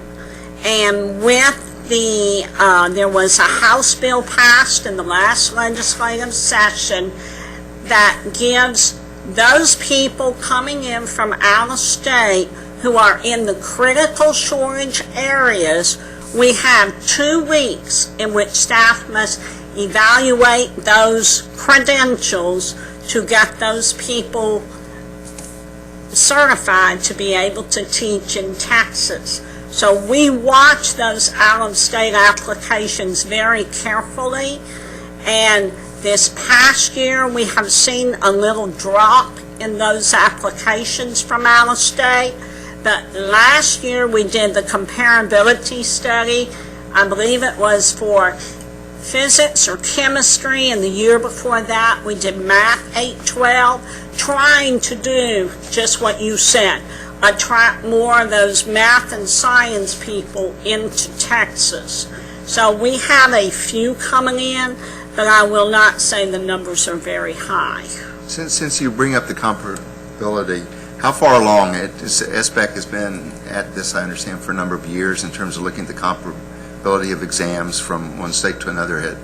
Are you just focusing on math and science now, or have you completed the work in the other areas? When I came, I was trying to focus on the critical shortage areas, and now the problem is, as our Texas exams change, and most of the states use the praxis exams, so now we're looking at when do the Texas exams change, when have the praxis exams changed, are they still comparable?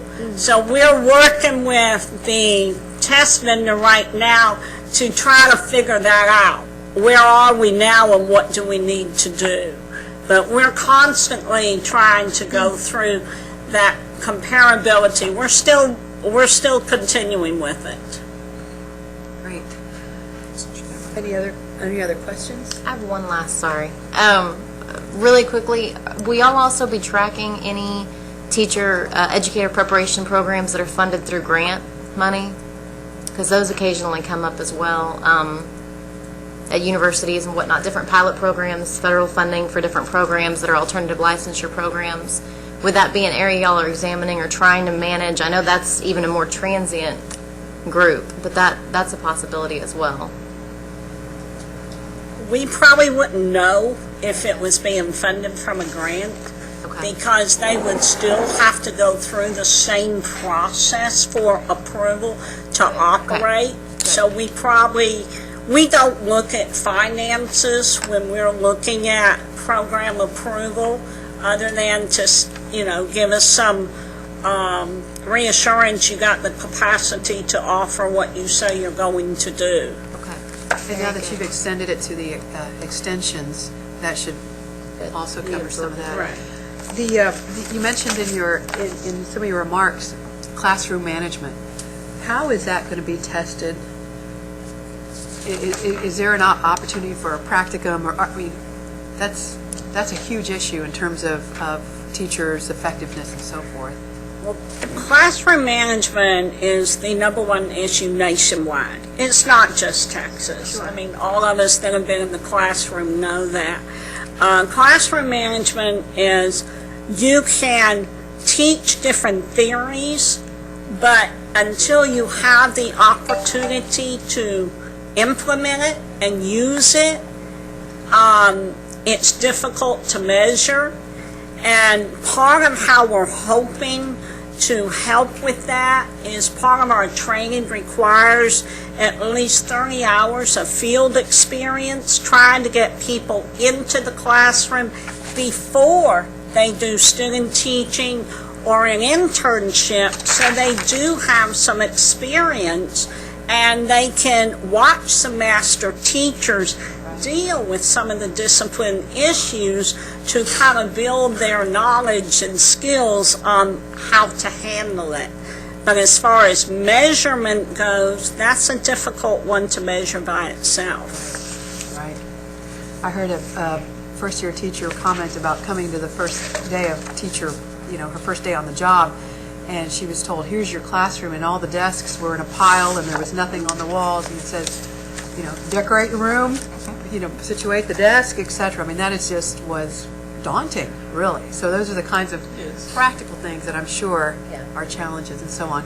Dr. Lunan, thank you so much for being with us. Obviously, another message about the coordinating board working with our partners, TEA, to close the gaps. And we certainly appreciate taking all your time to come and share this most important information with us. As you all know, from the coordinating board's perspective, one of our major initiatives is an educator preparation from our side, so to speak. But working together, this is really fantastic. So thank you very much. Special thanks to Dr. Loreto and Susan Barnes. They've been very good partners to work with.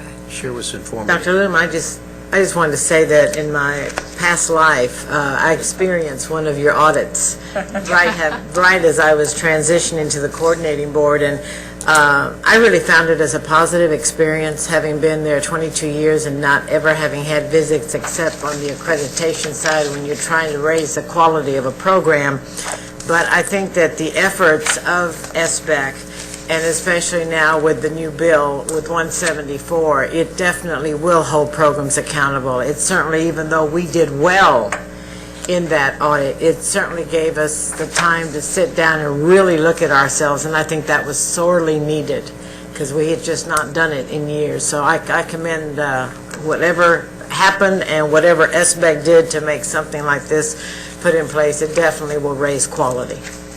Dr. Phillips. Do you know who the sponsors were for SB 174? Who were the sponsors? That's a good question. Senator Shapiro. It's connected to HB3 and House Bill 3. Yeah. Okay, that's good. Thank you very, very much. Dr. Barnes, thank you as well. You're welcome. Okay, agenda item 5 is quarterly update on college readiness initiatives.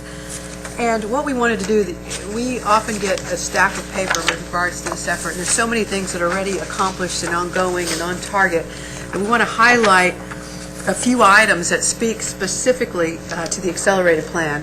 So Dr. Loreto and Debbie Hyatt have zeroed in on those items, and that is what is before you today. So, Dr. Loreto, you want to take us? You don't need to come up Eddie, unless you'd like to. What we did is we sat down and we looked at the quarterly report, which is posted. It is fully on the web, fully updated for you on your board web. I may be saying the wrong word. But what we did was begin to look at 3 areas that we wanted to highlight for you today. And of course, AVID, which you heard about a little earlier, we were very excited, not knowing how many institutions would come. Even though we had 35 institutions here, we also had them connected on the web because some people could not come. And we had a person there sitting, writing down questions so that they could get immediate feedback. So the response was very large in terms of the interest of taking AVID post-secondary, which definitely could have tremendous impact in the transition of high-risk students entering a post-secondary environment that could then help them have that support system, advising, networking, mentoring, etc., to help not only take them through that freshman year, but then subsequently the sophomore year all the way to completion, whether they be in a community college system or in a 4-year institution. So the response was very large.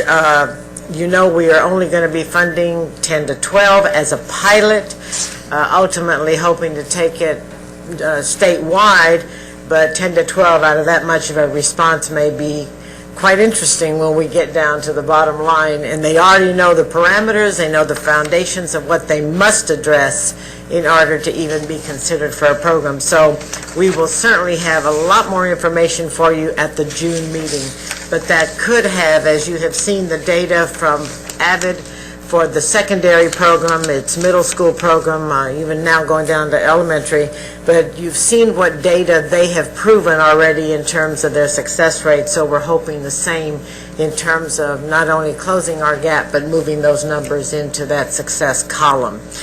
The developmental education projects, pilot projects, you know, is the $5 million that was convened to the coordinating board for the demonstration sites. We are in the middle right now. We've done the RFA. We are now going to be going back to a very detailed negotiation stage with those top projects in order to ensure that there are elements that we want addressed. And so there's some negotiating that's going to have to take place before we even come back to you with the final cut. There will be a meeting in the next week and a half. We've been working very closely with Dr. Gardner, Linda Battles, and the Commissioner as we move this forward.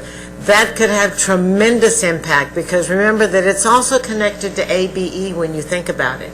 And that's to really separate the population so that we know not only who we're dealing with, but also the appropriate programming, from the detailed assessment to the academic advising to the mentoring, especially placing students in the programs where their strengths are and not where their weaknesses are, so that they're teaching to the strength and not to the weakness, to move them through and get them into credit-bearing courses.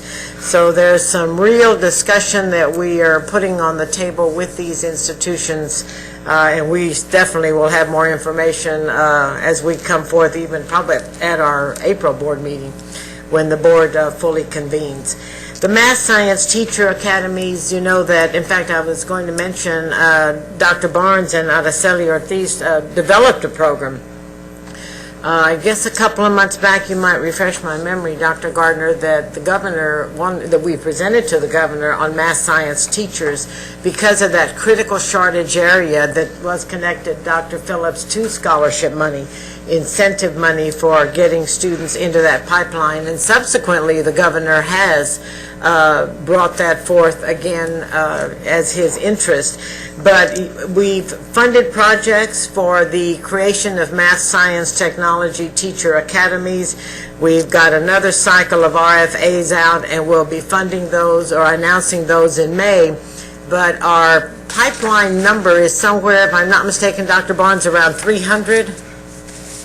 By the time we complete this cycle coming through at the end of this year into next year, we will have been able to hopefully say we will have piped more, 300 more teachers into this profession.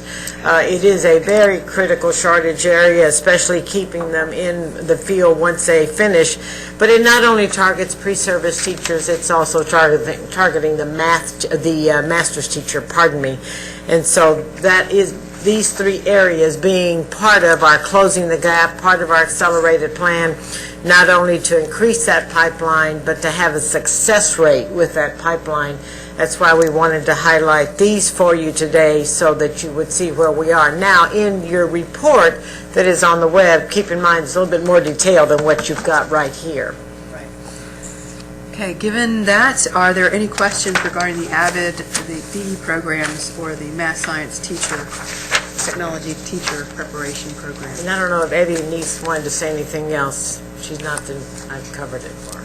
So you're speaking of the AVID program, correct? Yes. Okay, and as I understand it, we're going to have matching dollars. We're going to have some dollars that's coming from the coordinating board. Some I from think $20 AVID. million a year for 3 years. I'm sorry, $20,000 per year for each institution that's chosen. Could there be, or would there be the availability to certain institutions in the state if they just simply want to undertake this on their own outside of the program that we're offering? In other words, what if there's a community college that hears about this and just says, I didn't get chosen, but I still want to do it anyway? Is there an Well, avenue for them to You know, participate or do that? Dr. Golden, that's not the first time that question was asked because of the interest that we saw. The issue isn't that we would not want to open it up. If someone says, listen, I'm coming to the table with the money, you don't need to fund me, it's the capacity of Avid in terms of that pilot phase, because they've also had to they're scaling their staff up in order to accommodate the 10 to 12 projects, because remember, they've not been post-secondary before.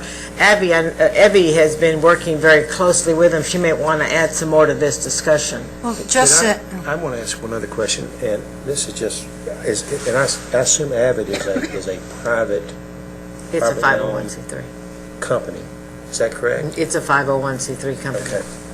Thank you. it just said, in the discussions with Avid, they also requested that the pilot be kept at a small enough size that they could know that they could provide all the services, and also so that they made certain they got it right. So they do want to limit it to those 10 right now, but they said that within 2 years, when we come back and really do a careful evaluation, that number probably would be increased. I think it's important to note, and I haven't spoken directly with staff about this, but I think that, as with a number of projects that we engage in Texas, that at some point one has to consider whether they become self-supporting and that we have the structure in place, and whether we need to have Avid directly, if it's a useful program, whether we need to have them directly involved in the future once the model's established. And I think that's something that has to be considered as you go forward.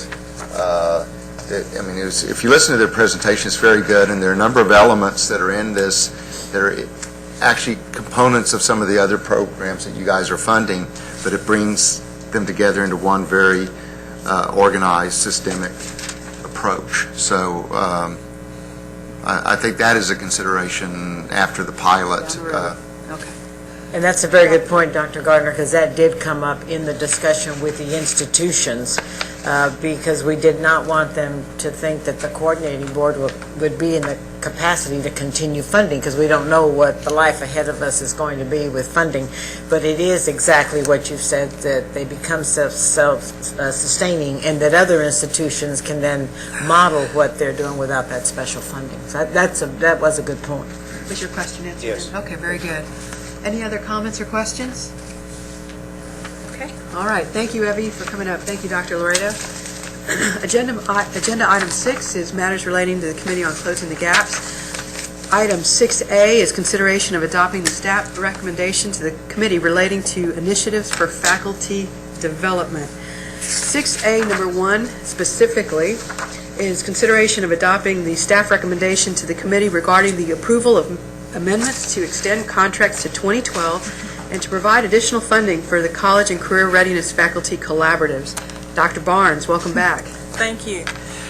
Board members, I hope will remember that last year you authorized the establishment of 4 faculty collaboratives, one around each of the core areas contained in the college readiness standards. Those collaboratives began under contract in February of 2009. They are operational now. They're being very active, and because of a systemic, deep effort to change the preparation program of teachers down to and including classroom delivery of college readiness standards, aligned instruction requires a longer than a 2-year or an 18-month contract. When we talked with you during the establishment period, we foretold that we would like to come back and ask for extended funding. With the current legislative session, dollars became available that would allow us to extend these contracts to end August of 2012. They're currently scheduled in August of this year. So we're in the midst of what we would call a long-term project. We provided, and we've had interim reports from all the collaboratives. Dr. Araceli Otis and I have been in attendance at many of the functions that are happening or being provided to faculty across the state. We did provide for you about 2 pages back in your agenda. There's a 1-page summary we pulled from each of the reports provided by each of the collaboratives some of the highlights, just to give you a sense of the types of activities that are being provided, from large-scale seminars to smaller workshops. In fact, Thursday of this week, there'll be a mathematics workshop for approximately 1/3 of the institutions in the state who are looking in depth at their math teacher preparation programs and what changes need to be made in that program, and we'll be able to document the type of changes that are made in those programs. That's just an example. At the bottom of the page that summarizes, you'll see that we have estimated to date, and that's based about a year, about 1,000 faculty have been participants in the faculty collaborative events. We have projections and hope to serve another 550 or so through the end of this contract. If we would like to have continuous service to faculty, and the collaboratives are actually already planning, as you can see, some of the major events to go into the fall, we would like to assure them that we can go ahead with funding so we have continuous service through August of 2011. We do have a statement which we just received today from our external evaluators at Texas A&M University, and I can assure you that they are strongly recommending, based on the work that they have seen, and they have attended many, if not all, of our planning meetings and events, that they strongly recommend that this be approved. Okay, are there any comments or questions?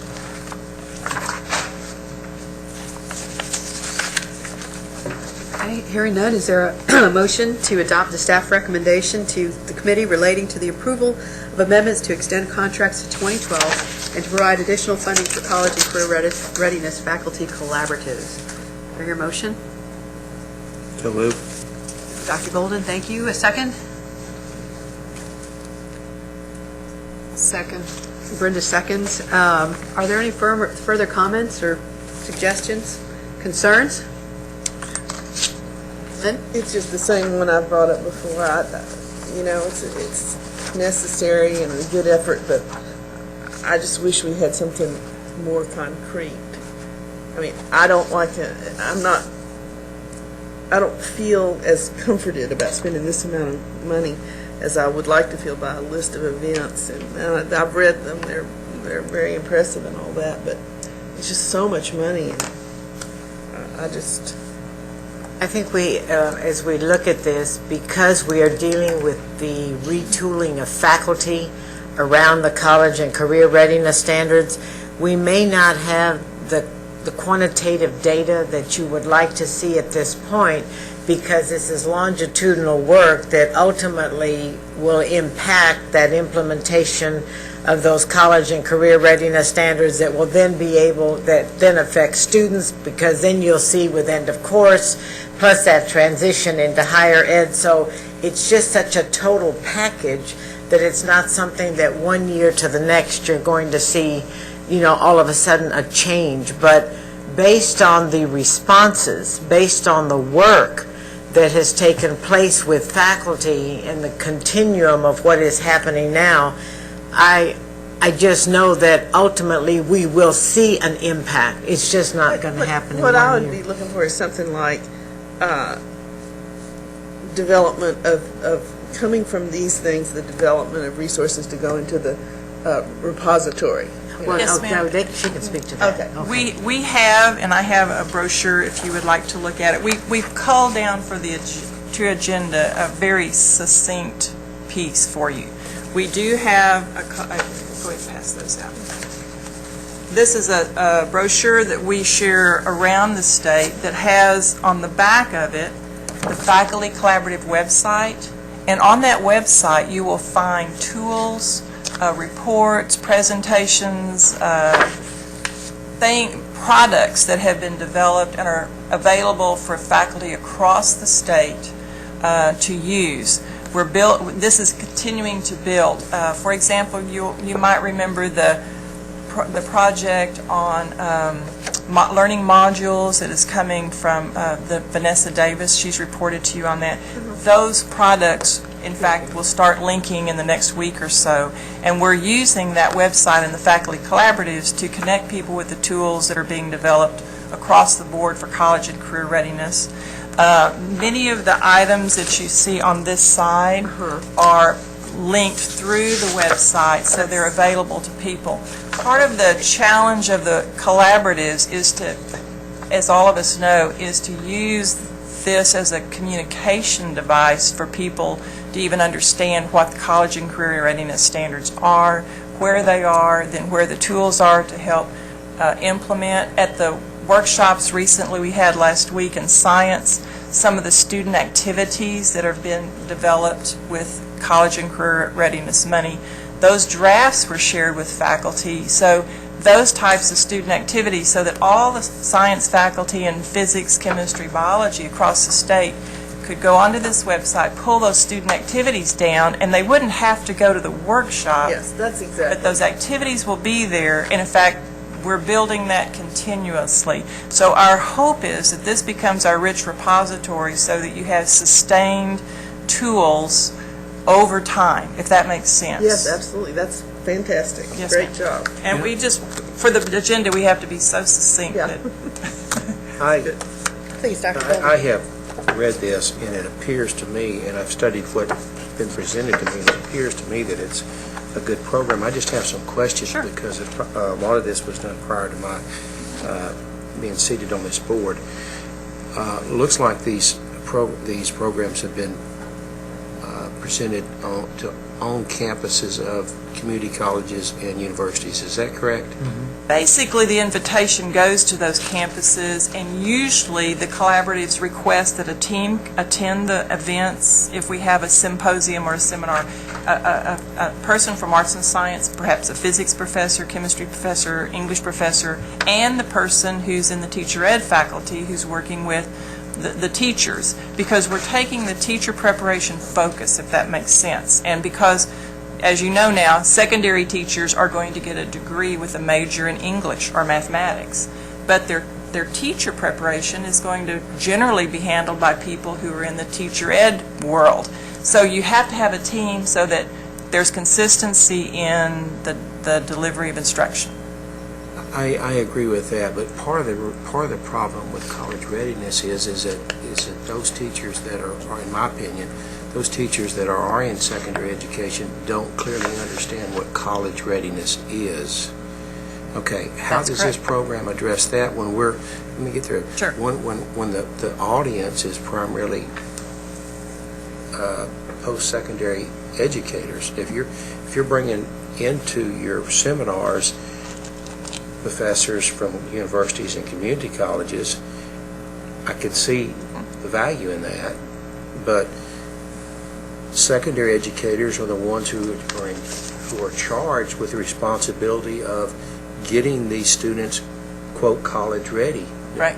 Okay. Correct. Now, how are we going to, other than the fact that you have people teaching teachers? Correct. Okay, I understand that concept, but what about those teachers that are already in place that are not in the process of being taught to be educators, that are already in the system, and their concept of what college readiness is an inaccurate perception? How are you going to change that perception, and how are you going to translate that concept of what college readiness is to those teachers that are not plugged into this program? I think there are two primary thrusts. One would be, on point, is you're right. We are trying to work with those university and community college faculty who deliver the core courses in the areas where we have content standards, English, math, science, etc., social studies. So those faculty members who are training, providing the core courses for our future teachers, that is one thrust. And so that's kind of the primary piece. And the only program I'm aware of that is focusing on those folks is this program. The second thrust is really primarily coming from the P12 world, and that's the professional development provided to teachers across the state, in-service teachers across the state, in the changes in the Texas Essential Knowledge and Skills. As each core area is changed, TEA and the service centers are in fact infusing, and I served on the advisory committee for the PD for English Language Arts. Every teacher who goes to the professional development for the new text receives a component about college readiness standards specifically, the English language proficiency standards specifically, as well as the content standards that are changed. That model is being implemented for science this summer, will be implemented for social studies when the social studies texts get approved, and then mathematics is up for review again. And mathematics will have the same, it's a framework that makes sure every in-service teacher in our state will have knowledge of the college and career readiness standards. The funding from TEA flows with that text. That's where their money is for professional development. That's the only place they have money. That and the end of course, and I'm on the advisory committee for the English Language 1 and 2 end of course. College readiness standards are infused there also. So there's an in-service thrust, a pre-service thrust, and our college faculty, even though we're focusing on the pre-service part, these college faculty also are involved often with the in-service training for other teachers, because that's where that faculty content comes from. Your teacher quality grants that we're going to address in a minute, those are all grants that go to college faculty who are working with teachers in high-needs districts who are not well qualified for what they're teaching. So whenever we help faculty get more aligned with college readiness standards, it's the rock that goes into the pool and then just goes out in ripples. What we're basically talking about is the vertical alignment of yes, sir. From K through 16. It is. And I'm trying to figure out, if we approach it from the college teacher perspective, which this program appears to do, I want to make sure that we're also addressing those faculty members that are already in K through yes. 12 and having them perfectly understand and well-defined and studies have shown that it has to start back at very, very early an age. That is correct. And there has to be consistency from the beginning all the way through the end in terms of what college readiness is or what career readiness is. And that consistency has to start at a very early age and be consistent all the way through the process. And it's important to me that we see that this program, perhaps, or some program, address that. We also have done that, Dr. Golden, with the college and career readiness funding, not only last year, but into this year, with our college advisors that are housed at every institution. We did meetings last year, and then this year we had 10 regional meetings this fall, facilitated by them throughout the state to again begin to inform and educate the populace of teachers, in addition what Dr. Barnes is talking about with the college and career readiness efforts that is ongoing with TEA. So there's a continuum that's taken place. It's not finished because the state is so big, but those two, that's why these two go hand in hand in many ways. Very good. I had a motion and a second. Is there any further discussion? All in favor? Aye. Opposed, same sign. Motion carries. Thank you. Let's move on to 6A, number 2, consideration of adopting the staff recommendation to the committee relating to the Developmental Education Math Improvement Project, FY 2010 to 2011. And Tamara is going to tell us all about it. Good morning. Thanks for being here.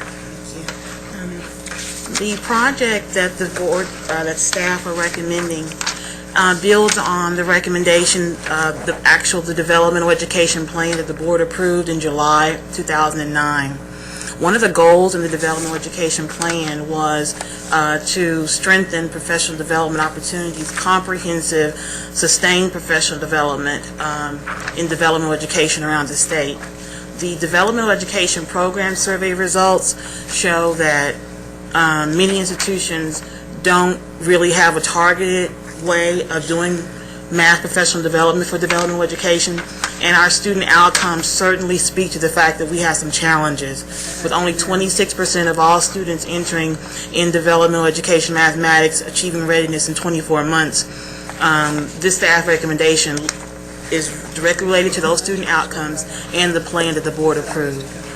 So this project is going to work in a targeted way where it's not just going to be trainings and workshops scattered around, but really taking one institution and having a site-based model that's comprehensive, that's long-term over 18 to 24 months, where we really feel that we could have some data to show and look at the outcomes at a school in totality, not just one professor here going to a conference or whatever.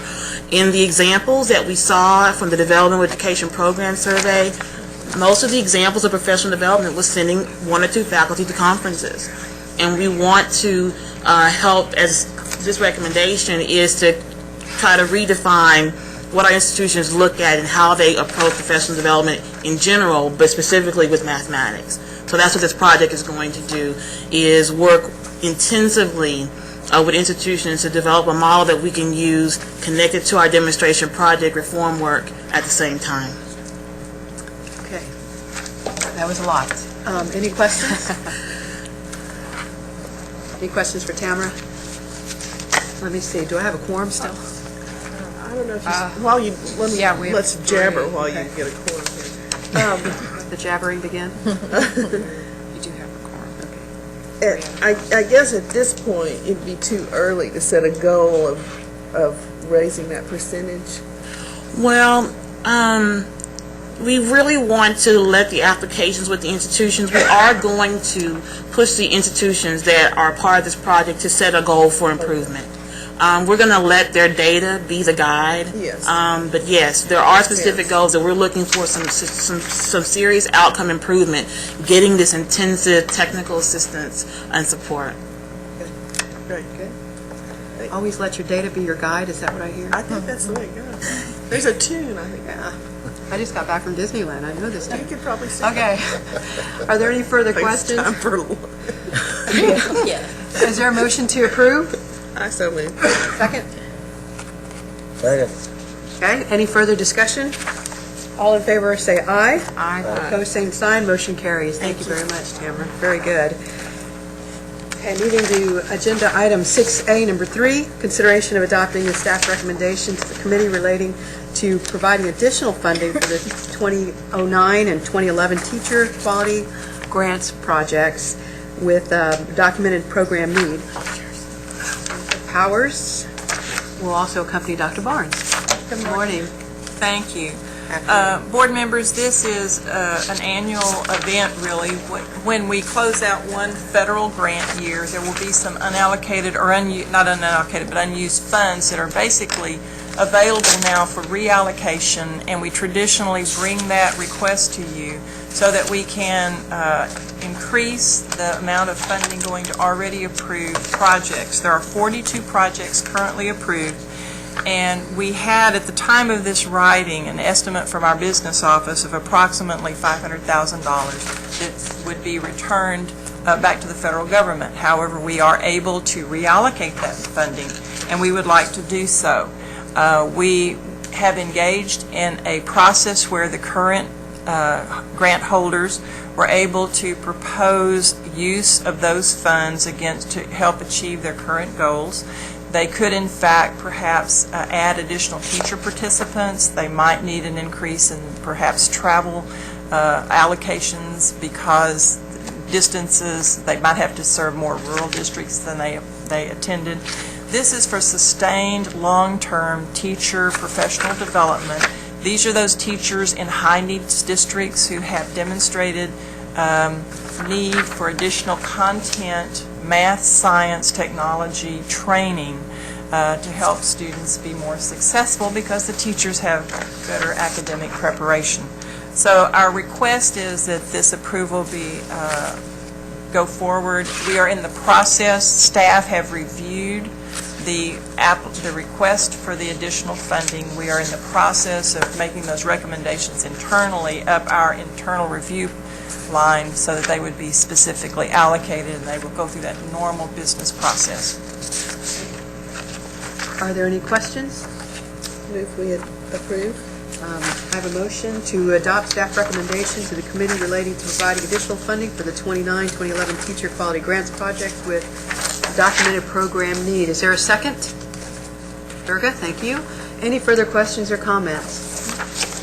All in favor, aye? Aye. Opposed, same sign, motion carries. Thank you all for coming up with a way to leverage these funds and this opportunity.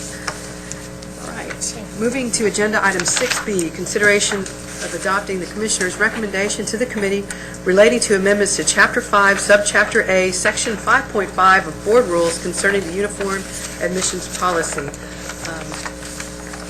Lynn Heckman? Lynette? Are you going to come? I Nope. Okay. Dr. Laredo, you want to start, or we're going to wait? I was just going to say, we have been, and I just want to thank Lynette, because I think she's been working on this for a year. At least it seems like.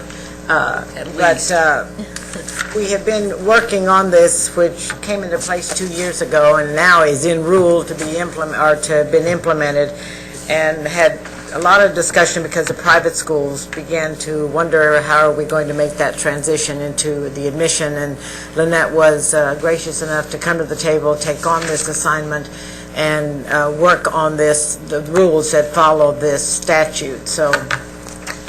Yes, Madam Chair, committee members, thank you. As you may recall, the board actually adopted some rules amendments to the uniform admissions policy in October. As a result of some of the comments that we received, staff recommended that we put into the rules additional information that covers additional elements of the top 25% and the other admissions categories under the uniform admissions policy.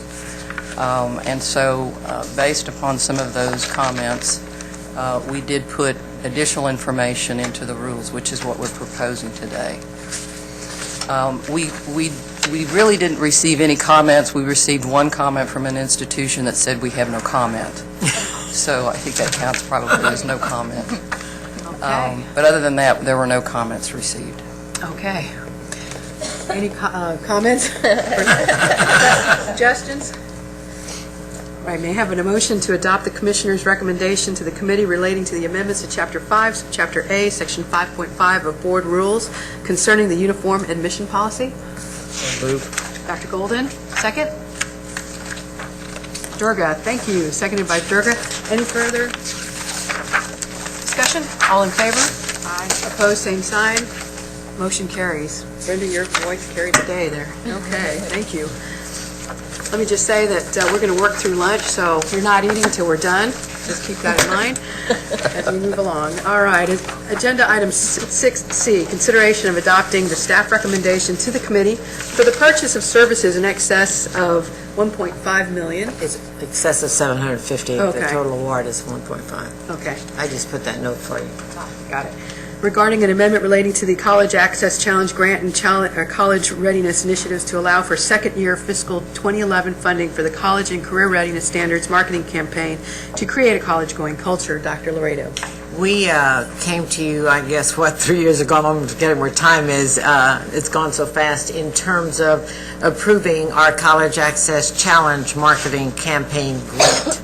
$1.5 million was put on the table. That is what will be spent between now and August the 13th of 2011. We will be bringing an evaluation information update to you in June, but in order to begin the negotiation for the next phase with Milkshake, because it's not something that happens overnight when you're dealing with the complexity of that contract, we would like permission to go ahead and secure approval for the second year of that marketing campaign, which is $1.5 million from the College Access Challenge Grant funds. Remind me, was that amount previously negotiated? The first, you did 1 year for $1.5 million. Right, but for this second year was... The total amount for the award would have been $3 million, okay, yes. So, yes, okay. But we did not get approval. No, I understand, but the amount yes. was negotiated up front for 2 years. That's right. Yeah. That is correct. But I just want to make sure that I've got the backup in terms of the grant and the approval by the board for that second year of funding. Are there any comments or questions? You might want to note that Milkshake has been on a campaign to to kind of make presentations about the Gen Techs, and it's gotten very favorable responses at the legislature. Linda, I don't know if you want to comment about that. They presented to the House Higher Ed Committee. Education on February 24th. They were well received. Good. So there's good anecdotal data that says we're on the right track here. So Negotiate price with them since economy has changed, maybe 10% or 12% lower price. I wish. Why not? I know, we're going to go for it. Let me also say that there are very clearly defined deliverables within the contract that have to be completed by August 13th of 2010 for the spending of that original 1.5 million, and we will do the same for the second. So we will be able to bring a report to you to show you what those deliverables, everything that has taken place. Right, but the original 3 million was competitively That's right. bid, and That the is pricing correct. was looked at back then. We got the funding for the first year, now we're approving the funding for the That second. is correct. There's no way we can negotiate because the economy has changed, costs have gone down. I think there was an implied contract, is there not, for the, yeah. Well, I think the board has been very good you know. about getting additional work from Milkshake before their contract was even signed. No, but you have a we're getting our good point. money's We worth should for keep that in sure. mind. I know Andy's working closely with Milkshake and is working on the details of the contract. He's keeping it very reined in and focused. Would you like to say anything, Andy? You can talk and walk at the same time. We're talking lunch here. Just as far as the contract is concerned, just to clarify, the contract that is signed with Milkshake Media right now is for the first year funding, 1.5 million. The 3 million is actually federal funds. Those are all covered under this. So what we will do, pending approval of this committee and of the full board, will be to amend the contract and cover the additional $1.5 million. But the RFP was issued for a 2-year, $3 million campaign, and this is simply closing the loops. Which is an implied, Durga, to your point, which is an implied negotiation because it was competitively won, given the dollars and the actual deliverable of the media, the marketing materials and so forth. But it's a good point, and we should certainly keep other types of opportunities in mind for cost savings. Yeah, I've seen people lowering the prices. I was talking to somebody, they had bid about $6.5 billion for a petrochemical complex, and they went for rebidding. It went down to $4.3 billion. So prices are going down, costs are going down. Lynn? Okay, I have a motion to approve the staff recommendation to the Committee for the Purchase of Services in excess of $750,000 regarding an amendment relating to the College Access Challenge Grant and College Readiness Initiatives to allow for second-year fiscal 2011 funding for the College and Career Readiness Standards Marketing Campaign to create a college-going culture, seconded by Brenda. Are there any further comments? Andy, doing a great job. Judy, your team is doing a wonderful job. All in favor, say aye. Aye. Opposed, same side, motion carries. Thank you very much. Andy has kept me weekly, if not daily. I have read every document that Milkshake has turned in with feedback, and I know he's been meeting very regularly too, I think with Dr. Gardner and with Linda regarding all the steps along the way as we've gone with this. Thank you. Agenda item 6D, consideration of adopting the Commissioner's recommendation to the committee relating to the new Section 4.61 of Board Rules concerning the Commissioner's limited authority to waive Texas Success Initiative requirements. Tamara, Dr. Clunas, Director of Developmental Education, will present this item. Welcome And back. there's just one minor modification because we have not finished the posting dates, and so the item will be going forward to the board for approval at that time, but let me let Tamara explain to you why this has come about. Are we still taking action on this? No, you don't need to take action today because when we posted the ruling, it's got to have, don't we need the posting, the 30 days? The comment period hasn't closed at this point. That's why.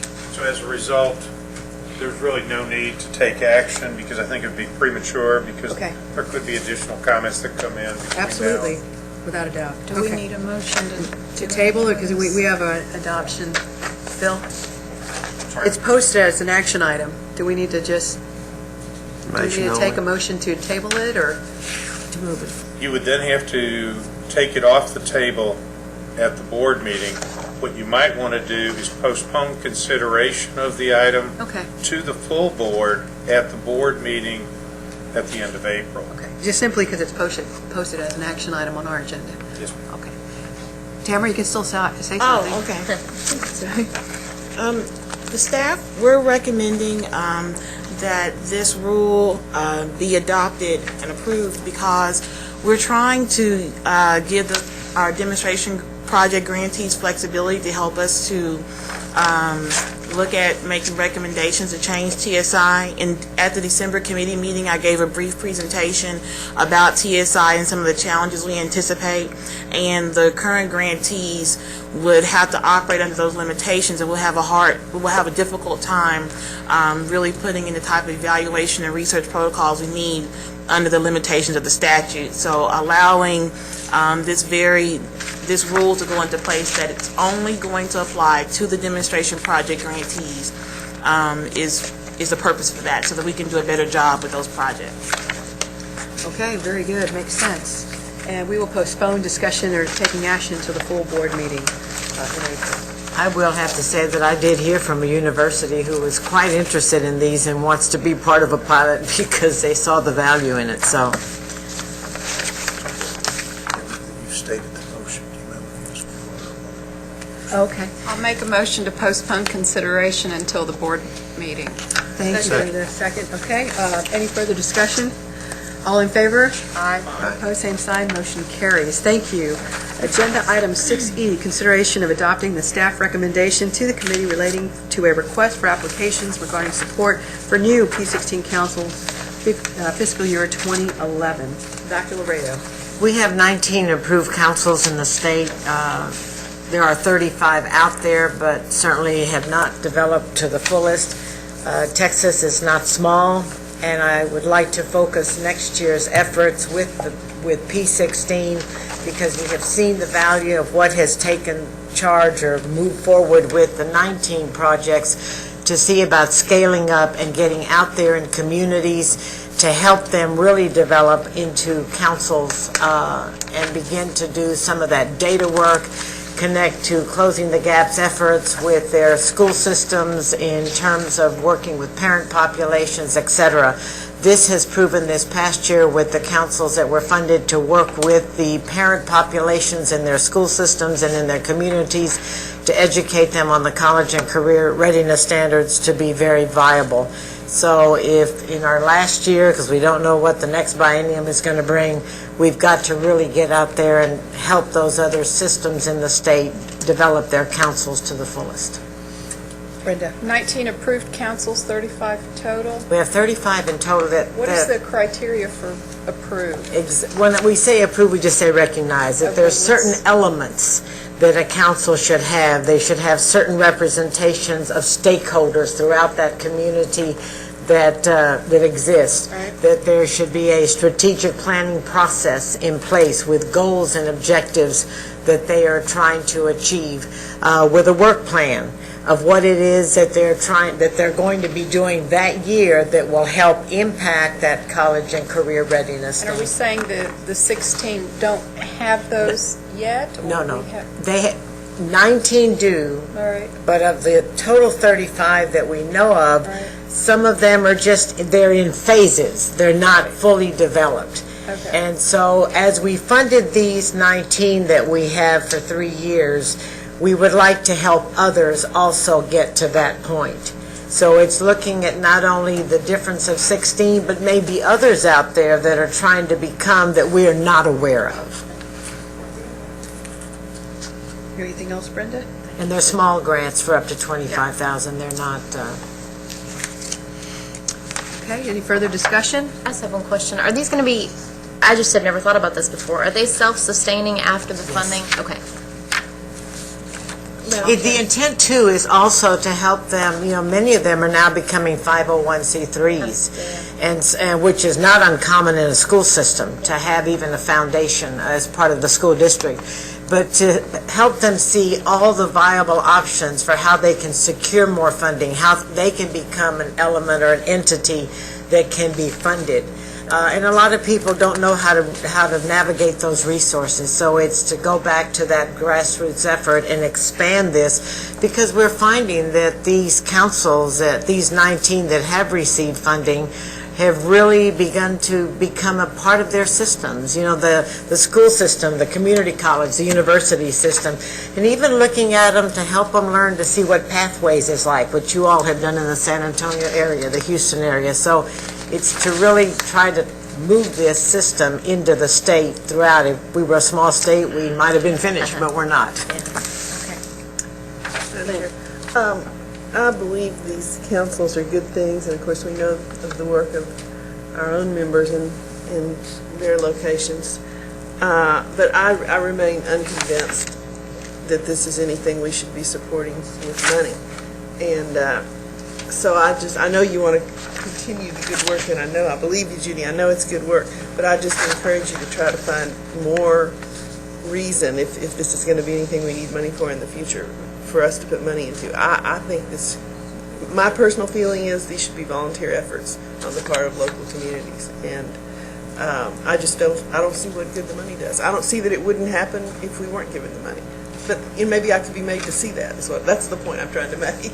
I think that probably ties into results. Are we going to receive, so we know whether this is effective and whether we Yes, should it is continue? tied into evaluation. We will then go back, and as we did originally when we set out, we will have our deliverables, we will have our targets, and not only the training that we will connect for them, with them to do this, but we will then have it with an evaluation design that shows, did we achieve it, did we not? Yeah, because if the reason why I asked what the difference between approved and or recognized or the new is, and you said one of the items was a strategic plan, maybe some sort of more formal structure. That's all fine and good, and you can actually implement those, but does that in turn make you effective? And I think that's part of the question too. How do we monitor? The graduation rate go up in that city. Right, Yeah. right. And we've You can seen have the plan, the but that's number of different than the meetings. effectiveness, and so I And I'll think tell you what we also did, that if you recall a year ago, we connected our P16 councils with our HB 400 schools, where the college rate is low, so that they could begin to work with those school systems, particularly those in their area, because some places may not have them, to improve that college-going culture, that connection, that not only with whether it be education of parents, FAFSA, career nights, whatever that was needed within that community, that was one of the efforts. So that would still be part of this effort, as we've already done with the 19. It would be the continuum with all the new ones, so that they would have the same to become what 19 have become. But I don't recall ever seeing that information. I mean, and I just think, these things are new and they're growing, and although we talk about their being self-sustaining, I think there's every likelihood that instead, because they are doing good work, they'll want, and we will want to support them increasingly. And if that's the case, we need better evaluations. so. Can we get your assurance that before we have another type of recommendation like this come to the committee, it will be tied to past results? Yes, and you will have an evaluation design for these that are. Results of effectiveness. Okay. I can bring you back, once we get the RFA put together, because that's what we're seeking permission for. Okay. I can come back and show you the RFA that will connect to deliverables that can connect them to having an impact in their system. But also report these particular results. Yes. Just because I think we have a high interest in knowing who are the councils out there that will take this money and put it to the use that we intend it to be used for. And the councils that you did fund this year, I will be back with evaluation results this summer. The ones that are currently funded right I now. don't doubt at all. They're all good people, all doing good work. I mean, but the question of, does it matter? We need to answer that before we keep. And I would like to keep funding them and do more things. I think the local involvement is huge, but we don't know if they're effective. And I think that as you look at what you've done in 3 years. We don't know if they're defective, except for Judy told us they're not, so I believe her. I think that what I'm saying is that because we're trying to change a system, We're trying to change the way business is It's a done in long-term a proposition. community. It just takes a little longer to bring it to All right, you, well, but I think if we don't get, this is an RFA, right? Request for this is a application. request to develop it and put it out. So- Right, so, I mean, for all we know, we may not get all these applicants. That's right. So- We don't know. And in your RFA, you're going to include those criteria by which That they're is going to correct. be measured. So we still have one more step before Yes, we you spend do. the money. Is But that it doesn't correct? come to us after this. But I can bring it back to you if you would like to share it with you so you see it. I can, I mean, that's Well, not... no, I'm not we saying can you ask for should, but it typically doesn't, which is why we're asking. Exactly, but we can ask it too, Brenda, if you want. Yeah, you can. I mean, that's not a Based problem. on the assurances that I'm getting today, I am comfortable making the motion to approve this recommendation, so I'll make the motion. Second. Okay, there's been a motion and a second to adopt their staff recommendation to the committee relating to a request for applications regarding support for new P16 councils in FY 2011. Any further discussion? Judy, you're on the hook. All in favor? Aye. Not a problem. Opposed, same I side. stand to be accountable. Motion carries. Very good. Thank you very much. Agenda item 6F is consideration of adopting the staff recommendation to the committee relating to a request for applications. Did I just say that? No, you're right. I'm right. Regarding P16 college and career readiness projects for FY 2011.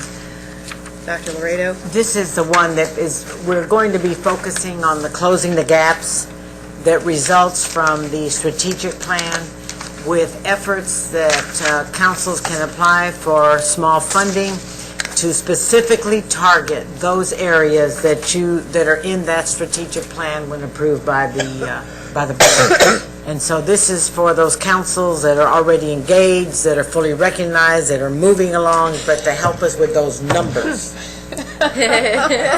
Doctor? Does that help you?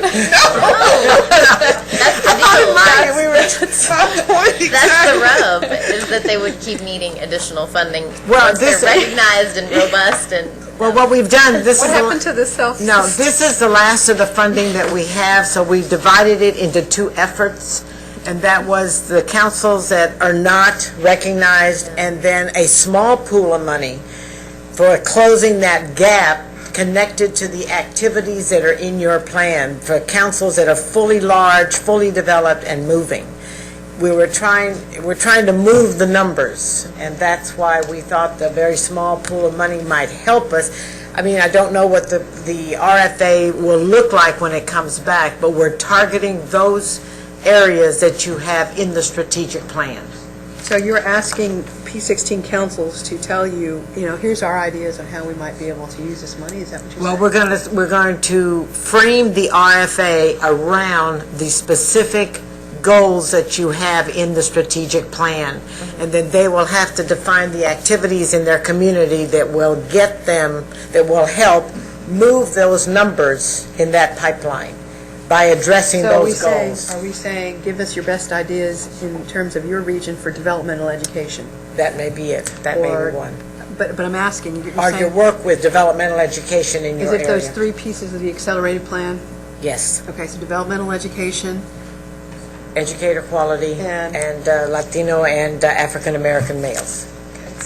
Here's a case where they should definitely say, we're going to increase the number of students in our area passing through developmental ed from 26% to 35%. I mean, and at least we'll know whether we threw our money away or not. I mean, we won't know, And I don't know if they can, let me just say, Not one that really would- an evaluation. one that would be easier, that might be easier to frame within a year's time frame, is looking at what they're doing with the Latino students, the African American males, to move them into that post-secondary pipeline without having to necessarily go into developmental ed. So it's looking at those targets. Brenda? Is your target RFA audience here the 19? Yes. Okay. What would be an alternative use for these funds? What would be your next recommendation? My next recommendation would still be to look at the targets of the three goals that you have in policy, probably right now focusing more on the African American male. But through what channels? I mean, through the school systems, and through the community colleges within these communities. So you would fund the community colleges as opposed to the Well, P16 councils? That's what I'm hearing. There are some projects out there that we know already are showing promise, but because you want a whole community system to stay involved in the education of students, and because we know that there are efforts already in place that P16 is moving with in terms of parents, in terms of administrators, in terms of the schools, we thought that they would be a viable vehicle to help move a project that would address any one of these three goals. Is this time sensitive? Well, it would be time sensitive with an RFA because we've got to develop the RFA, we've got to put it out and get it back for evaluation.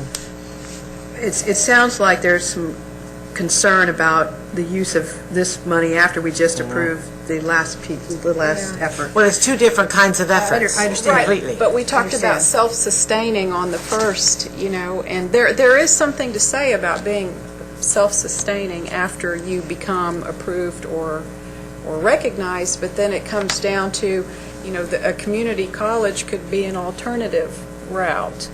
I don't have enough information now to know which is the better channel. And what I think, if there's an opportunity to have you guys relook at this and look at all the options that this money can be used for, I think that's what they're asking for. We're in this situation a lot, and where we have Judy, you're always saying a small amount of money, but you could make this small amount of money a big amount of money if you gave $10,000 to 60 scholarships to 60 graduating African American males. It's very difficult for me to understand. Out of all the options, why this one? Yeah, that's what I want to know, really. And I know it seems like a great idea, but it's hard to see. It's hard to see how effective it is. I guess because what we've seen right now with what the councils have done in terms of a community in connecting their systems with the education of parents, we thought that they could be a support system in moving programs or creating programs that would be addressing these goals. And that's why after you seed them to do that, then it helps them create that vision and move forward. That's why there would be no funding after that, this last year of what we had in terms of our funding. I'd like to make a comment here. I was listening to somebody about a week and a half ago, Ann Mendelsohn, wife of John Mendelsohn, president of MD Anderson, and she was talking about kids are spending about more than 50 hours per week on digital media, watching TV, listening to their iPod and computers and all this, 55 to 60 hours per week. I think why don't we make this one of the projects that coaching parents, coaching teachers, and making students aware that they should not be spending so much time on digital media. And the study shows the score of the students goes down as they spend more time on digital media. So what about adding that new clause to this, that Dr. Loredo was talking about educating parents. So yes, let's educate parents, let's educate teachers, let's educate students, and spend our money in reducing the time that children spend in watching TV, internet, and all that. That's ambitious. But I think that's a thought in terms of looking at options on how to best to leverage the funds. So we need some guidance here to say, is this the only way we can spend the money? If the funding is a source of funds tied to, you have to go through the P16 councils. I hear no, right?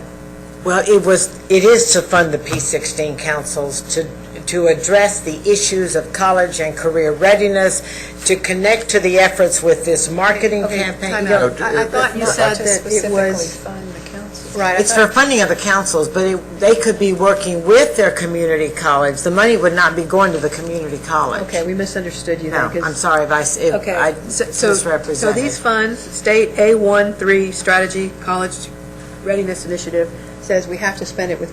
The P16 councils. well, I But mean, that that- doesn't preclude them from working with, in order to advance the college and career readiness work, et cetera, our marketing campaign.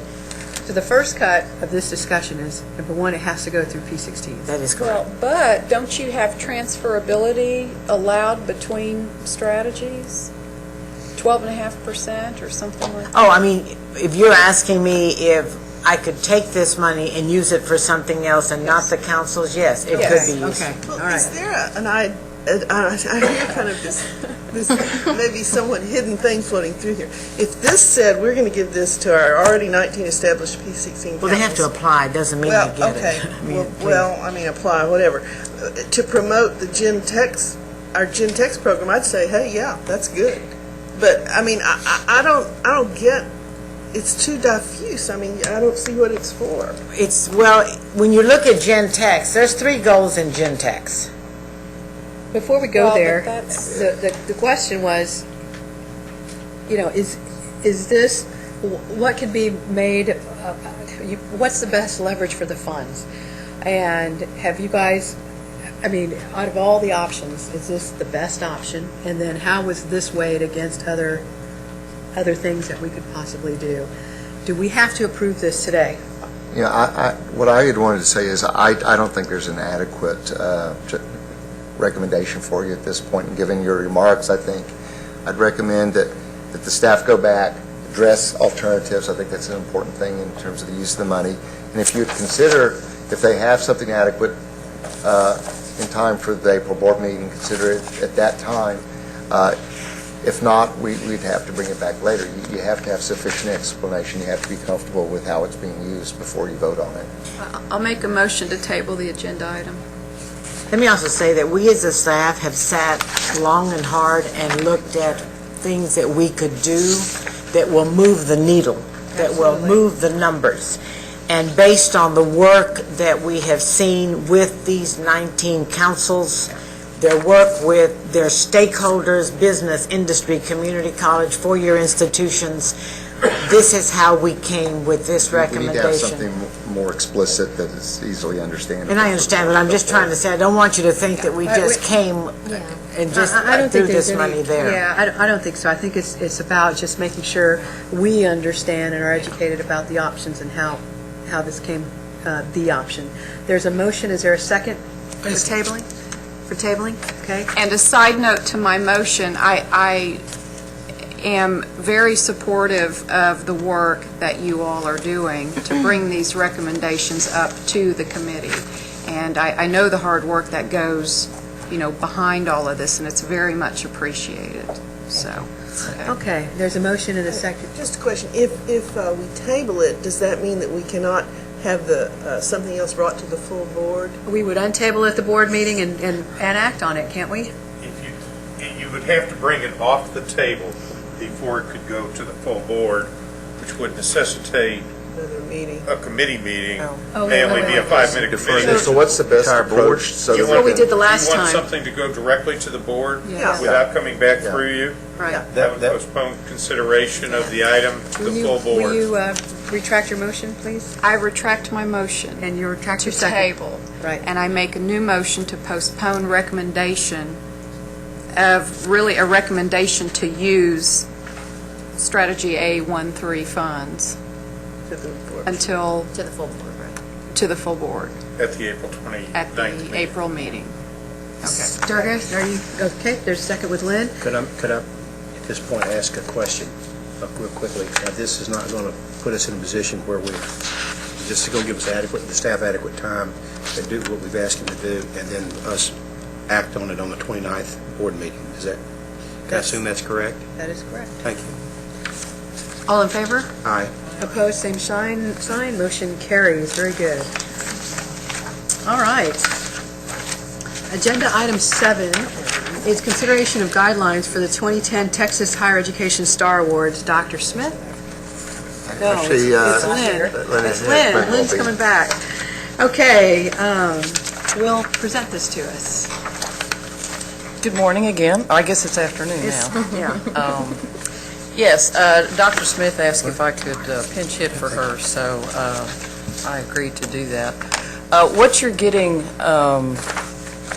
Mary's bringing around the table, are actually for some of our board members who are newer to the board, may not have seen the full list of recipients over the last 9 years, so we thought we'd just provide a list of the Star Award recipients so that you have some feel for the programs that we have highlighted over the last 9 years.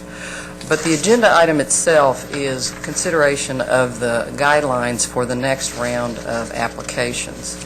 There have been no changes since the last round.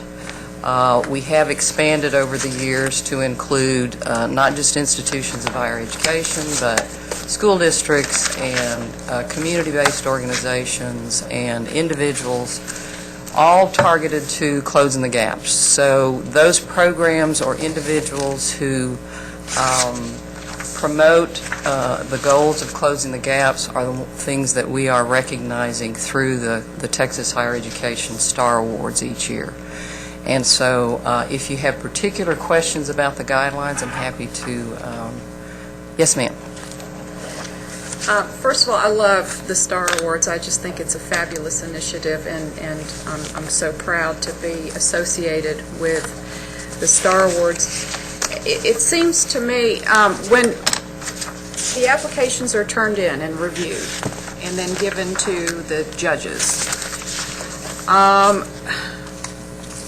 and I'll just give an example. One criteria is cost effectiveness of the program. Okay? Perhaps cost effectiveness can't be measured, and so that area is left blank. Or perhaps it can be measured, but for whatever reason, it was left off the application. You know, then the judges have a tough call to make. Okay, what do we do? Do we, ignore the fact that one of the 5 or 6 criteria have not been answered, or do we make an assumption on the cost effectiveness? Anyway, you can apply this to any of the criteria. My point is, when you get in the applications, is there a process in which you can review? And if there is a deficiency, an innocent deficiency, perhaps they didn't fully understand the instructions, where you contact these institutions and ask them to answer that particular criteria,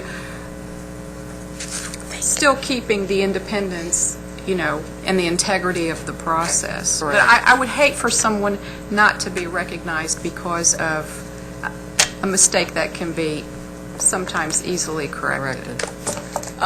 Over the years, I think that has changed. There have been times when we'd say absolutely not, that if they didn't submit a complete package, we wouldn't go back to them. But I think there has been some effort to go back to them. Now, if there have been things missing, we certainly can rededicate our efforts to make sure that if there's something that's not been addressed, that we go back to the institution. I think that's a really good point, and I think, and also along with that, I think they shouldn't be going forward if they haven't addressed every area, even to explain what the issues are in terms of the cost effectiveness. But part of this is trying to identify scalable options, and so to leave that out, I think, makes it questionable whether it should proceed.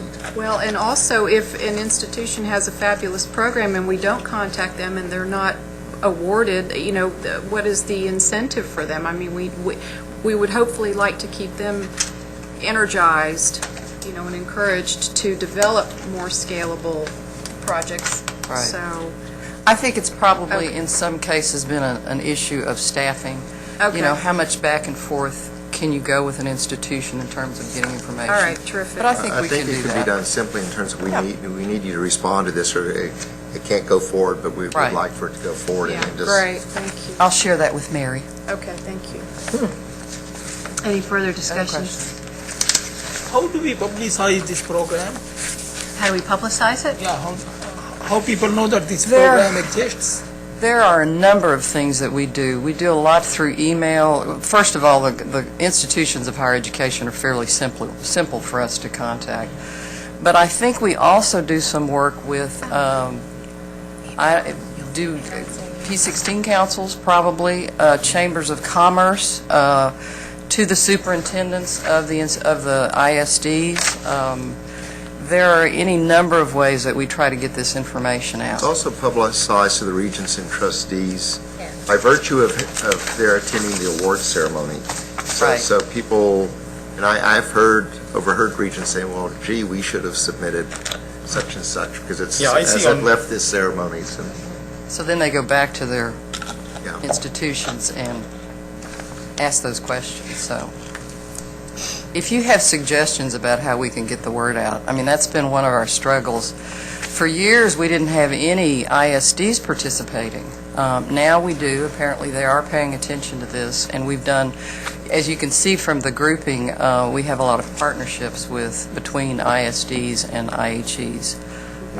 So that's, you can see kind of the evolution of the kinds of Star Awards that we're awarding based upon the work that we're doing around P16, that there are more partnerships between K-12 and higher education. Terrific. Okay, any further comments? Do I have a motion to approve? Second. Did you make the motion, Durga? Oh, thank you. Motion by Durga, second by Dr. Goldman.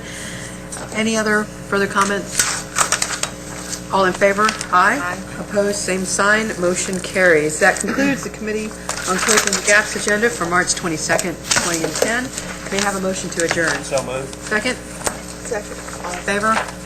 Opposed, same sign. Meeting is adjourned. Thank Madam you Chair, I very just much. wanted to also say and to wish well on behalf of you all, we have 2 people in our division who will be defending dissertations. Oh, very cool. Aracelis, I think, is already set for, I think it's April 25th. She will be defending her doctoral dissertation, and Is it Tamara at Tufts University, and Tamara Clunas has also been told to schedule her defense. Awesome. We should have given him a trial run. You're right. It would have been a lot easier. you regularly get them ready for that process. So. Shoot. All right, thank you very much, and best of luck to them from all of us. I got it.